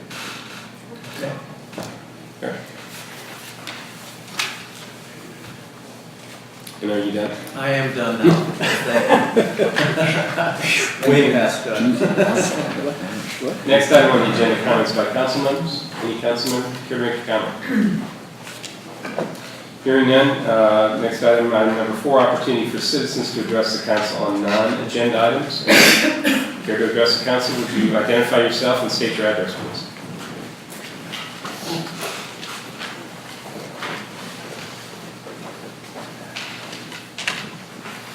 Paul Hannon, 511 Beverly. I have a few comments regarding the old Barrett College property. I use the bike path almost every day and enjoy seeing the open land. I would like to thank the City Council for accepting the Woodlands Academy proposal for keeping the property as open land. The residents of the second ward were blessed by the contribution of the land. I would like to help the third ward maintain their open space at the intersection of Laurel and Western Avenue. The most important issue in any proposal is the funding. My proposal is to have the City Council increase the size of the TIF area by amending it to include the 7 new homes in the new development on Wesley Road, the 7 new homes in the new development on Green Bay Road, and the 16 new homes in the new Oak Knoll Woodland subdivision in Westlake Forest. Each home will generate about $15,000 in new property tax revenue each year, times 30 homes or $450,000 a year for the TIF area. After 23 years, that amount should be over $10 million. This would allow the city to be repaid for the property at Laurel and Western Avenue and the remediation costs needed to make the area a park. My proposal would be to give the old municipal building to the Lake Forest Historical Society since they are moving out of their existing facility. The 40-car gravel parking lot would be kept for employees of local businesses. The brick garages would be kept for the city of Lake Forest for salt storage and other needs. I'm hoping that the April 15th, the Planning Commission will reject the current Laurel Avenue proposal on density issue concerns and recommend that the land at Laurel Avenue be used as a park. I'm trying to change your mindset on Laurel Avenue site. Thank you very much for your time. Thank you, Mr. Chairman. I think appreciate your comments, and I think you may be a little late to the agenda there. I think the Historical Society may have already found a new home. So, but we're grateful for that. Anyone else?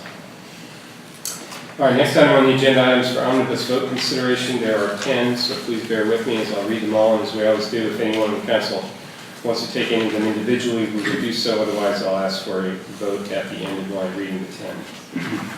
Number 1, approval of the February 17, 2015 City Council meeting minutes. 2, consideration of a resolution opposing any reduction in the local government portion of the local government distributed fund. Number 3, award of the Lake Forest share of the joint 2015 patching and resurfacing program contract. Number 4, award of the bid for the 2015 Lake Forest City Hall chiller replacement project. Number 5, award of the bid for the 2015 Lake Forest Recreation Center roof replacement project. Number 6, award of the bid for the 2015 Lake Forest Recreation Center front entrance replacement project.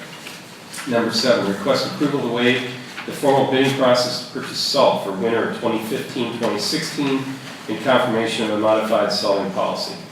Number 8, consideration of an ordinances approving recommendations from the Building Review Board, first reading and if desired by the City Council, final approval. Number 9, consideration of a recommendation from the city's owner representative, Jacob and Hefner, to enter into a contract for asbestos removal in buildings on the former municipal services site, approval of a motion. And number 10, consideration of an ordinance approving a recommendation from the Historic Preservation Commission, first reading if desired by the City Council, final approval. Any council member care to take any of those items individually? I have a comment I'd like to make on the asbestos removal. When we see all the numbers, if we could see totals per vendor, if we can pick one vendor, it'd be nice to see how the totals compared. It was hard to pick that up, so. I mean, I'd use a calculator, but it seemed like it would be easier. Anyone else? If not, I'd ask for a motion to approve the omnibus. So moved. Do I have a second? Second. Roll call vote, please. Alderman Waldeck. Aye. Alderman Beidler. Aye. Alderman Moore. Aye. Alderman Reisenberg. Aye. Alderman Edelman. Aye. This will also require the mayor's vote. Aye. Schoenheider. Aye. 6 yeas, 0 nay, motion carries. Thank you, Dave, very much. Next item on the agenda, 6 ordinances, consideration of recommendations from the Planning Commission and Building Review Board in support of the location of North Shore University Health System medical offices in an existing building at 915 South Waukegan Road, the Levels Restaurant Building, and if desired by the council, waive first reading and grant final approval of both ordinances presented by Captain Cerniak, Director of Community Development. First, I'll apologize, we've lost our bulb. So those at home are not seeing this. Do you all have it up on your screen? No, No. not yet. We do. Is it in our package? Oh, it's that side package. How about now? Yes. It's coming. You have it? Yes, this is in, under separate cover material, but I just wanted you to have a copy of the PowerPoint that I'm going to talk briefly from. This is a recommendation to the City Council, both from the Building Review Board with respect to the design aspects of this project and the Plan Commission. That Plan Commission's recommendation is on the special use permit. Ordinarily, the Building Review Board's recommendation would have been on your omnibus agenda, but it seemed appropriate to allow you to consider these together. So as we get to the end of this, if you choose to move forward, we will ask that you make two separate motions. You do have two ordinances, one with respect to the Building Review Board approvals and one with respect to the Planning Commission approvals. This is a request for a special use permit to allow medical offices on the first floor and actually on the first and second floor of the building at 915 South Waukegan Road, commonly known as Levels Restaurant.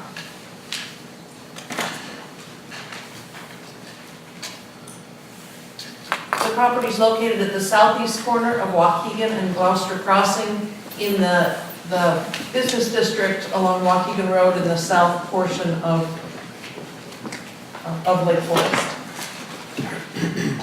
I'm off my game here because I don't have that screen up there. Just as an overview, you have in front of you a site plan, a landscape plan. What is proposed is a small two-story addition at the south end of the building. This actually allows a more efficient floor plan for medical offices to be created. The parking lot does not change. The landscaping will be enhanced, including landscaping in the city right-of-way. We have a number of dead trees along the south side of Gloucester Crossing. Those have actually been a concern of some of the neighbors in that area. So as part of this project, the entire site will be re-landscaped. The parking lot lights will be upgraded to be colored more in conformance with the lighting that's been installed along Waukegan Road, and two additional lights will be added to the parking lot. This is just a rendering of the front elevation, the elevation facing Waukegan Road. As you look at your screen, the right side of the building, the south end of the building, is the two-story addition. There currently is a wall along the south end of the building. That wall will stay in place. And this is the design that the Building Review Board approved. Building Review Board does send the council a recommendation in support of the building addition, the landscaping, the upgraded lighting, and the trash enclosure, which will be on the rear, the east side of the building. Building Review Board did commend the petitioner for reuse of the existing building, noting that it really has become a landmark along Waukegan Road in that area.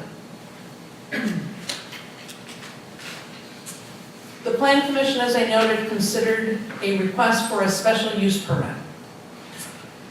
The Plan Commission recognized that the special use permit, that their purview was really to consider the land use aspects of this request. The Building Review Board recognized that the building size and the building design really didn't lend itself to another restaurant user. In fact, Captain Lovell and the Lovell family did market this property for close to 2 years. City staff received calls from a number of restaurant users, and we consistently heard that the building was too large, that that particular area didn't have a high density of residents, which made a restaurant difficult. The Lovell family went to the extent of actually bringing in an architect and looking at creative ways that building could be marketed for a mix of office, restaurant, retail uses. So they did certainly make an effort to try and attract a retail or restaurant buyer. The Plan Commission looked at the other uses between Gloucester Crossing and Everett Road along Waukegan, and they recognized that that particular block was a mix of other non-retail, non-restaurant uses. 3 banks, second floor medical office buildings, a church. So they recognized that adding a non-retail use to this block would not be inconsistent with the pattern of development. They also recognized that by bringing medical offices into that location would bring both employees and patients who would likely patronize some of those retail and restaurant businesses located on both sides of Waukegan Road to the north of this building. The city code specifically calls out those types of uses, the uses that attract customers, as additive uses. The Plan Commission recognized that this particular use would not be bringing new medical offices into the area, but would instead be consolidating medical offices that are already located in Lake Forest, in this immediate area, on Waukegan Road, and further to the north in Lake Bluff. Physicians from those 2 offices will consolidate at this location as proposed. Plan Commission looked at the adequacy of parking on the site, found that the parking on the site meets the city code requirement, and also was found by North Shore to most likely meet their requirement. As with Lovells, if in their original approval in 1998, 1997, there was a requirement that if employees could not park on site, that they would need to purchase parking permit passes and use the city parking lots on the west side of the railroad tracks. So that is a recommended condition as well. Employees, neither employees nor patients, would be permitted to park in the commercial parking lot, the Sunset Lot, to the north. That was certainly important to the owners of that business. The Plan Commission also received an executive summary of a traffic study that was done. Our city engineer reviewed that traffic study, accepted the conclusions, and determined that this particular use would not overtax the roads or intersections in that area. Plan Commission did forward to the City Council a recommendation to approve the special use permit subject to conditions. That was a 5-to-1 vote. The Plan Commissioner voting in opposition really preferred to see a restaurant remain at this site in some form. The conditions are detailed in the ordinance. It is on page, I believe the ordinances start on page 9 if you're under separate cover materials. There are numerous conditions, but just to summarize, the conditions speak to the use of the property and distinguish between more broad hospital-type uses and really direct that the uses in this building be those that commonly occur in medical offices, recognizing that that may evolve over time, but to be consistent with what other medical offices are doing. There is a limitation on hours. The Plan Commission thought it was important, if in fact this is to be medical office use, that it not be a 24-hour use.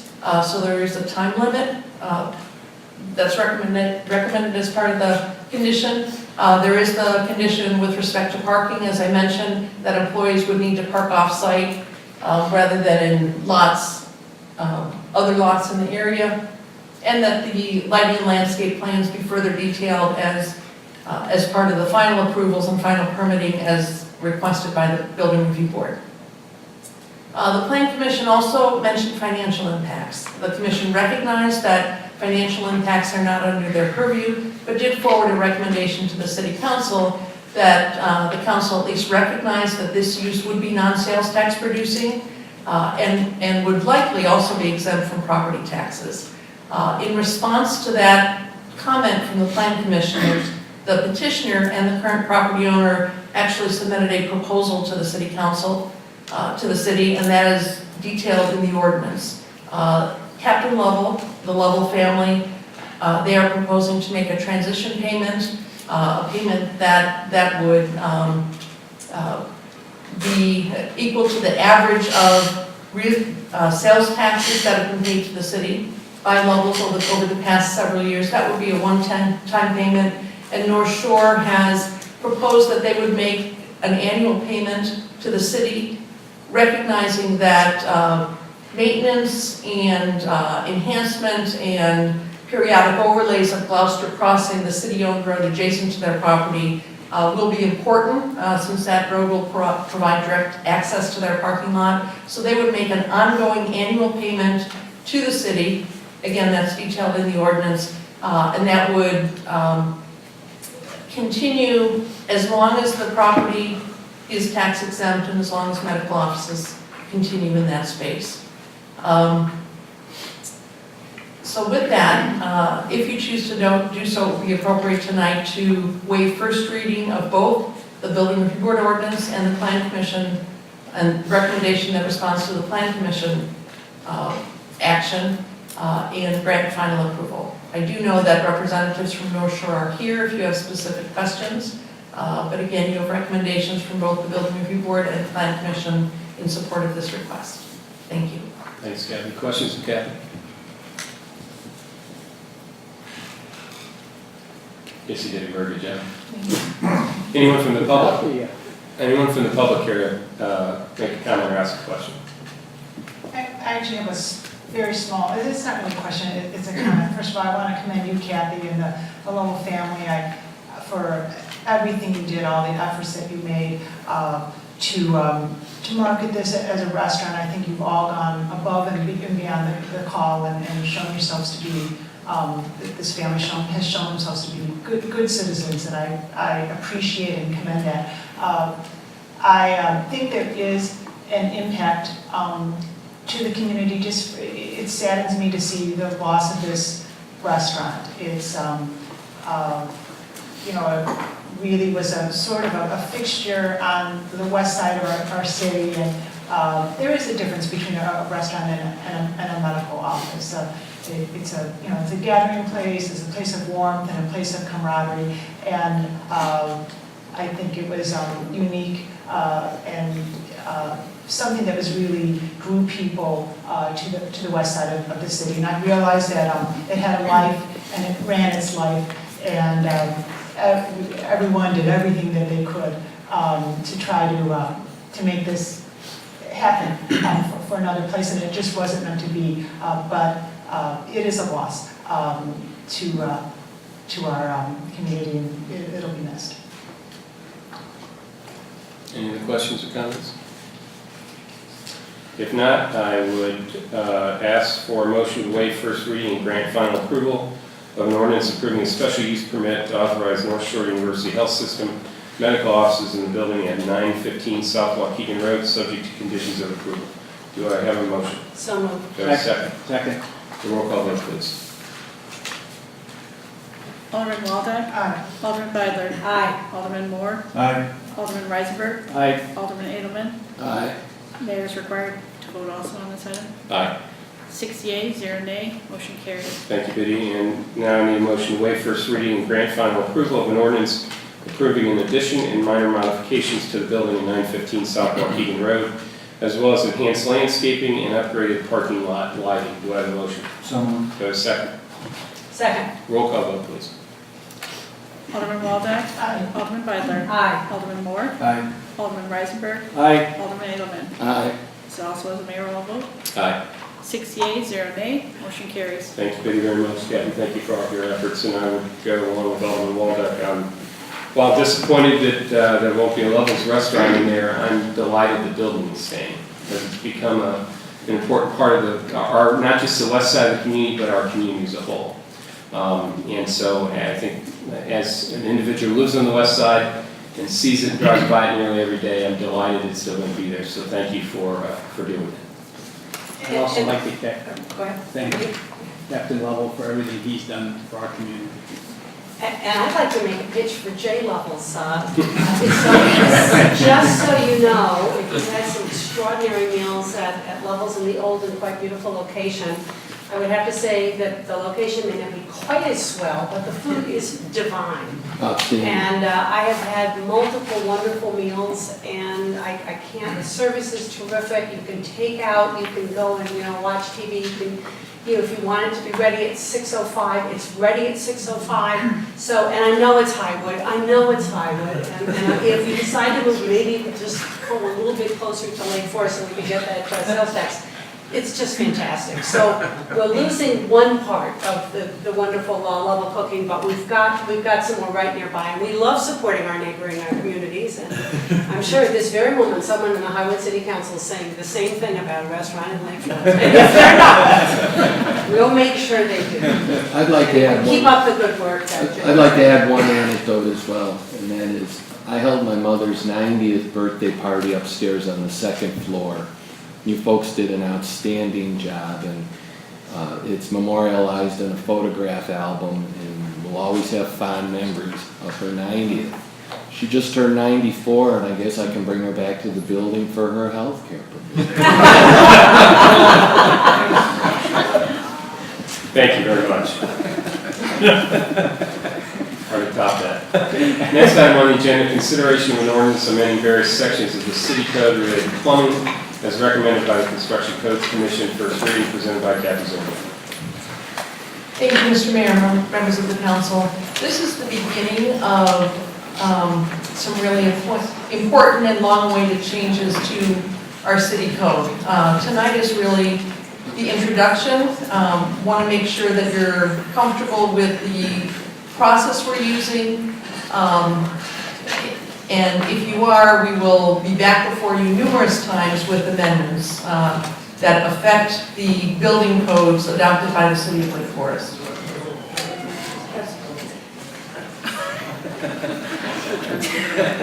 Trying to steal your. I was trying to boost the computer.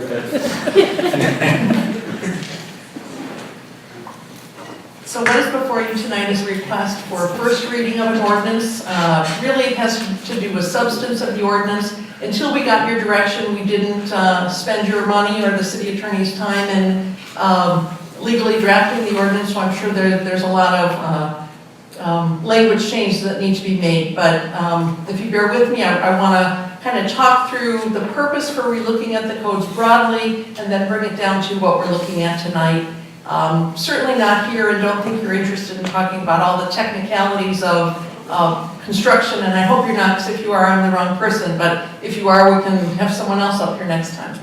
Kathy, can I just ask a general question before you go on? And that would be about how smart you want us to be about the stuff you're asking us to, I guess, actually vote on and so on. I mean, plumbing is really not my area, but this is one of those situations where I call somebody who knows what they're doing. I assume we have people who in fact know a lot more about plumbing than I do to do the front work on this. Is that right? I did forget to mention that much like the recommendations you received from the Building Review Board, the Plan Commission, the Historic Preservation Commission, this recommendation comes to you from the Construction Codes Commission. And that is a group of individuals who are engineers, builders, architects, contractors, so those are the experts, along with our staff, who continually go to training and get updated on current codes. And we also have a lot of resources at the state and national level that we can reach out to when we do have questions. So hopefully, by the time I get through explaining this, you'll feel comfortable not needing to know if a pipe should be 1.5 or 2 inches. So the purpose for reviewing the construction codes, really, it's something that the city has done periodically for many years. All communities do it.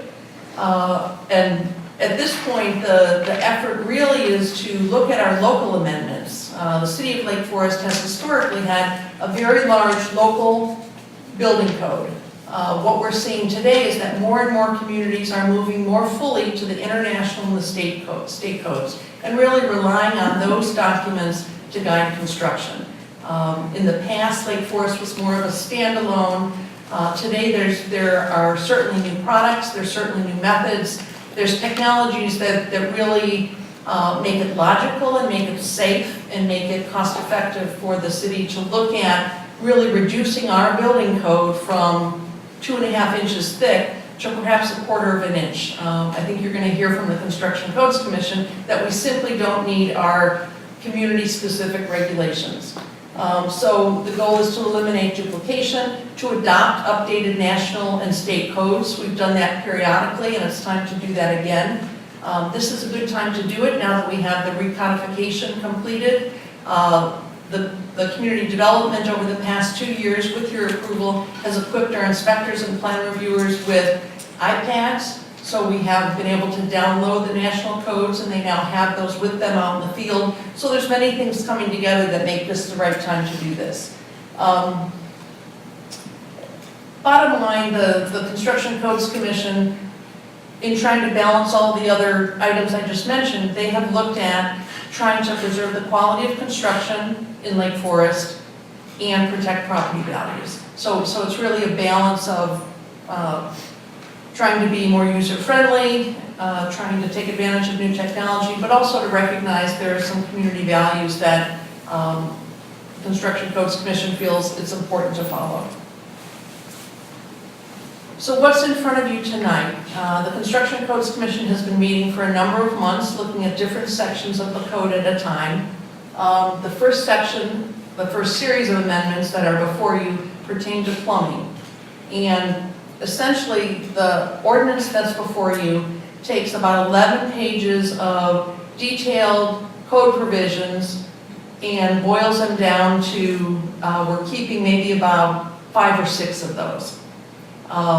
The ones that we are keeping, and again, those are outlined in the ordinance, really are aspects of construction that, at least in the mind of the Construction Codes Commission, are important for Lake Forest to really maintain a distinction in, for safety, for quality of construction.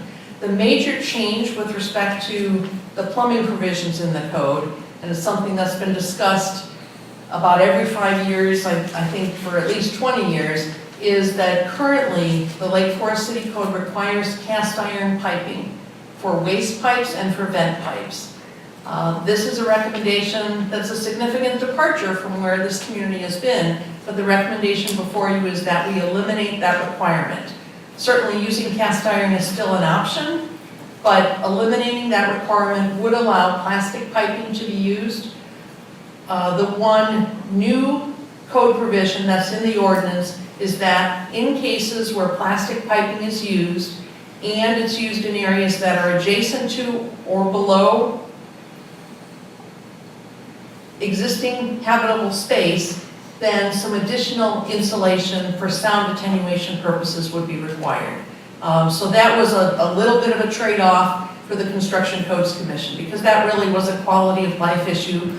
Although some aldermen may view that sound as a babbling brook, others feel that it is a quality of life issue.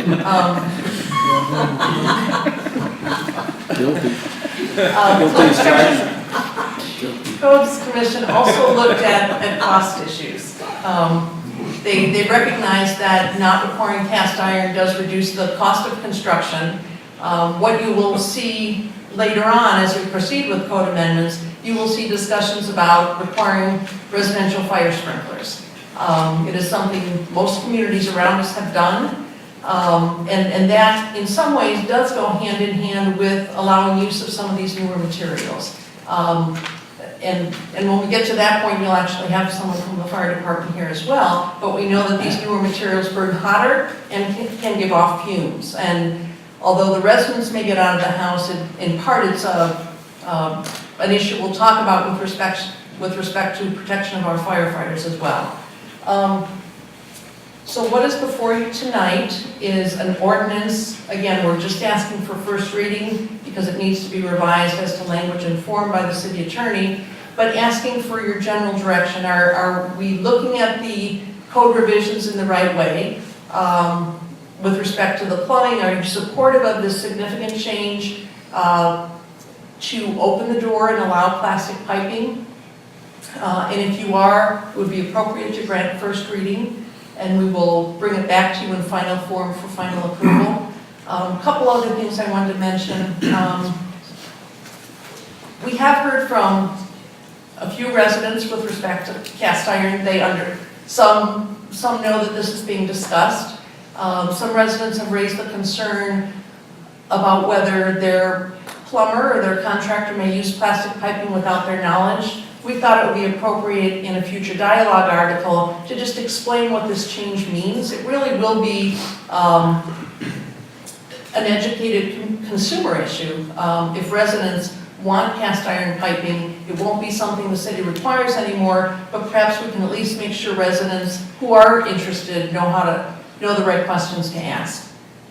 So that was one issue we've heard. We've certainly heard from people in the field, both those in support of cast iron and those in support of moving to plastic pipe. I think some of those have interests on both of those sides, so the Construction Codes Commission tried to balance that input that they received. And then finally, as we bring more and more of these forward, with your approval, our thought is perhaps we would put them on the omnibus agenda, so you wouldn't have to. So that concludes my report. I hope I've kind of explained broadly what we're doing and what's before you tonight. I'm happy to answer any questions. Thank you. Questions for Captain?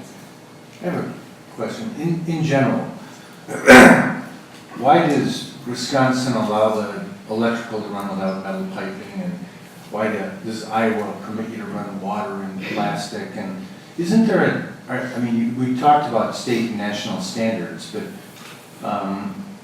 and I've heard, spoken in sort of a catty way that union states require piping and cast iron and things that only, experienced tradesmen can manage. Are we moving, is there a national code that is more permissive than Illinois' code? Or are states that allow the Romex, or is it Romex? Romex. The plastic, is that the national typical thing, and we're just more strict in Illinois and even more strict in Lake Forest, or how does that all fall out? In some cases, yes, we have been more strict in Lake Forest. And actually, I forgot to mention that what is also in the ordinance is in 2014, the state adopted a new plumbing code. Their previous plumbing code was 2004, so this ordinance also adopts that updated plumbing code, and that plumbing code does allow for plastic pipe. So what the city of Lake Forest is doing is aligning more directly with, in this case, the state codes, but as we go to other parts of our construction codes, you will see us aligning more directly with the international codes as well. The city of Lake Forest, many of our amendments today simply duplicate what's in the state and national codes, but there are some, like the cast iron, where Lake Forest was more restrictive. The folklore I have heard is that once upon a time there was a mayor who was a plumber, and the cast iron was put in at that time. That might just be folklore, but so are the national codes the most permissive with respect to choices of materials? yes. And the state is more restrictive, and we've historically been even more? The state has a plumbing code. The international codes deal with building in general. So the state code, we are obligated to not be less, we are obligated to not be more permissive than the state code. Okay. So we will adopt the updated codes, and in very few cases, you will see, as in this ordinance, 4 or 5 or 6 provisions where we're suggesting, the Construction Codes Commission is suggesting, that we continue to be a bit more restrictive. For instance, the state plumbing code allows plastic pipe, but does not require the additional sound attenuation insulation. So we will be more strict in that area. Does that clarify? Thank you. I welcome it. It's long overdue. We've been living in the dark ages with our cast iron code, I think.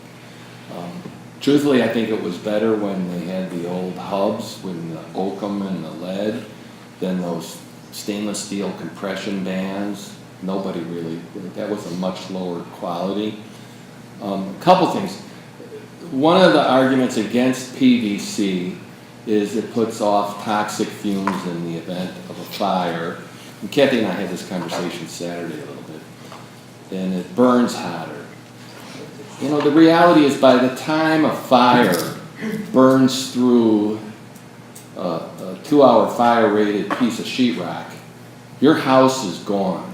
There are fumes in there from your sofa, from your closet, from your clothes, from your furniture. Yeah, maybe the PVC burns hotter, but, I mean, the house is gone once you get down to the plumbing. It really is. I'm not gonna make a big stink about it, but I don't agree with the sound attenuation bats. I've got cast iron in my house. I can stand at my kitchen sink, and when my kid's showering, I hear the water running through the soffit overhead. All last week as the snow melted, I heard my sump pump thunking every minute and a half as it's ejecting the melt, the runoff. I'm eating dinner, I hear my dishwasher going, I can hear the washing machine going. I mean, we have white noise in our lives. I don't think you really are gonna notice the water going through a piece of waste pipe or find it that objectionable. And if you do wrap it in sound attenuating bats, they're gonna be made out of fiberglass, which is gonna burn hotter than the PVC, or as hot. So, I don't know. Granted, I don't live in a $3 or $4 million house, but to me, it's just, I think we're really kind of imposing ourselves in what's best for our residents by asking them to put the sound bats in there. But we've come a long way by legislating this, so I'm all for it. approval? You would care to? Please. The motion is to grant first reading of an ordinance amending various sections of Chapter 150, Buildings that relates to plumbing. Do I have a motion? So moved. Do I have a second? Second? All those in favor? Aye. Opposed? Hearing none. It passes unanimously. Thank you, Kathy. Next item, new business. Any other new business? And final item, additional items from City Council. I did have one item that I wanted to bring up. I got a phone call last week from the mayor of Burlington, Wisconsin, who told me that he was going to make me a deal. That he would take Karina Walters off our hands and give me 2 first-round draft choices and a player to be named later. For the call? And I told him I wasn't interested. And he told me it was too late. So, we learned last week that Karina's going to be leaving us. She has been with the city. She's actually going to leave us effective the end of March. She's been with the city since 2005. Does it feel that long? Maybe longer. Karina has supervised staffs at Croya, at Dickinson Hall, and the Office of the City Manager.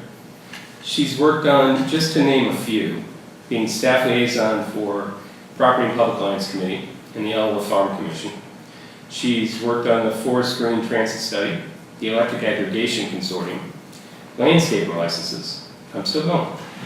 Securing over $4 million in grant funding for both train stations, city property management, and utility liaison. It's been unbelievable. Karina, you've made a tremendous impact on our community. We are grateful for what you've done. We are certainly, as I tell people, you know, I think one of the greatest compliments that we can give our staff, or that perhaps we can give each other, is that we're problem solvers. And I've always believed you were a great problem solver. You've been terrific to work with. Every one of us here will miss you, miss your smile, and miss all the great things you've done for our community. So thank you so very, very much.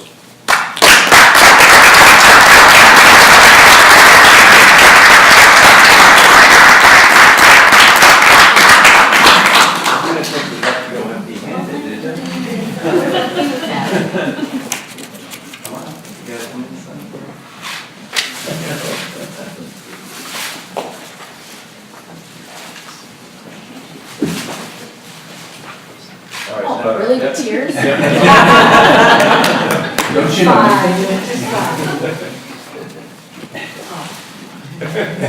Well, you could cry more than that, Chris. You could That'll get in front of I know, right? You want to say a few words? We gotta fix the Really? leak in the Make it ceiling. worse? Yeah, that's right.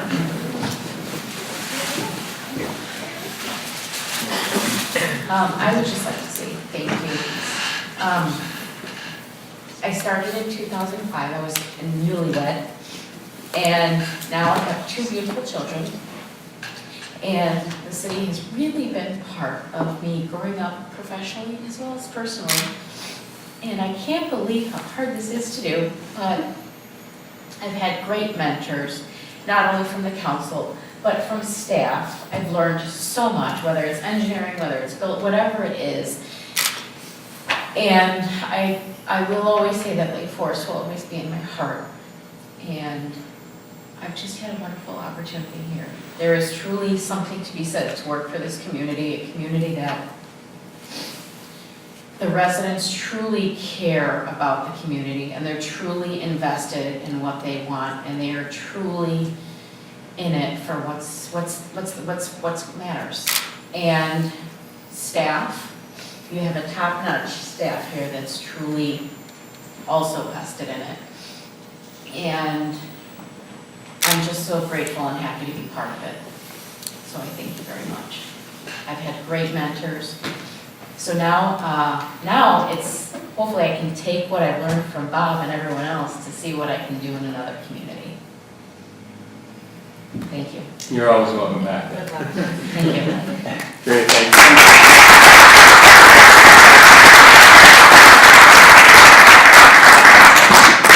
And with that, I'd ask for a motion to adjourn. So moved. Second? Second. All those in favor? Aye. We are adjourned. Thank you very much.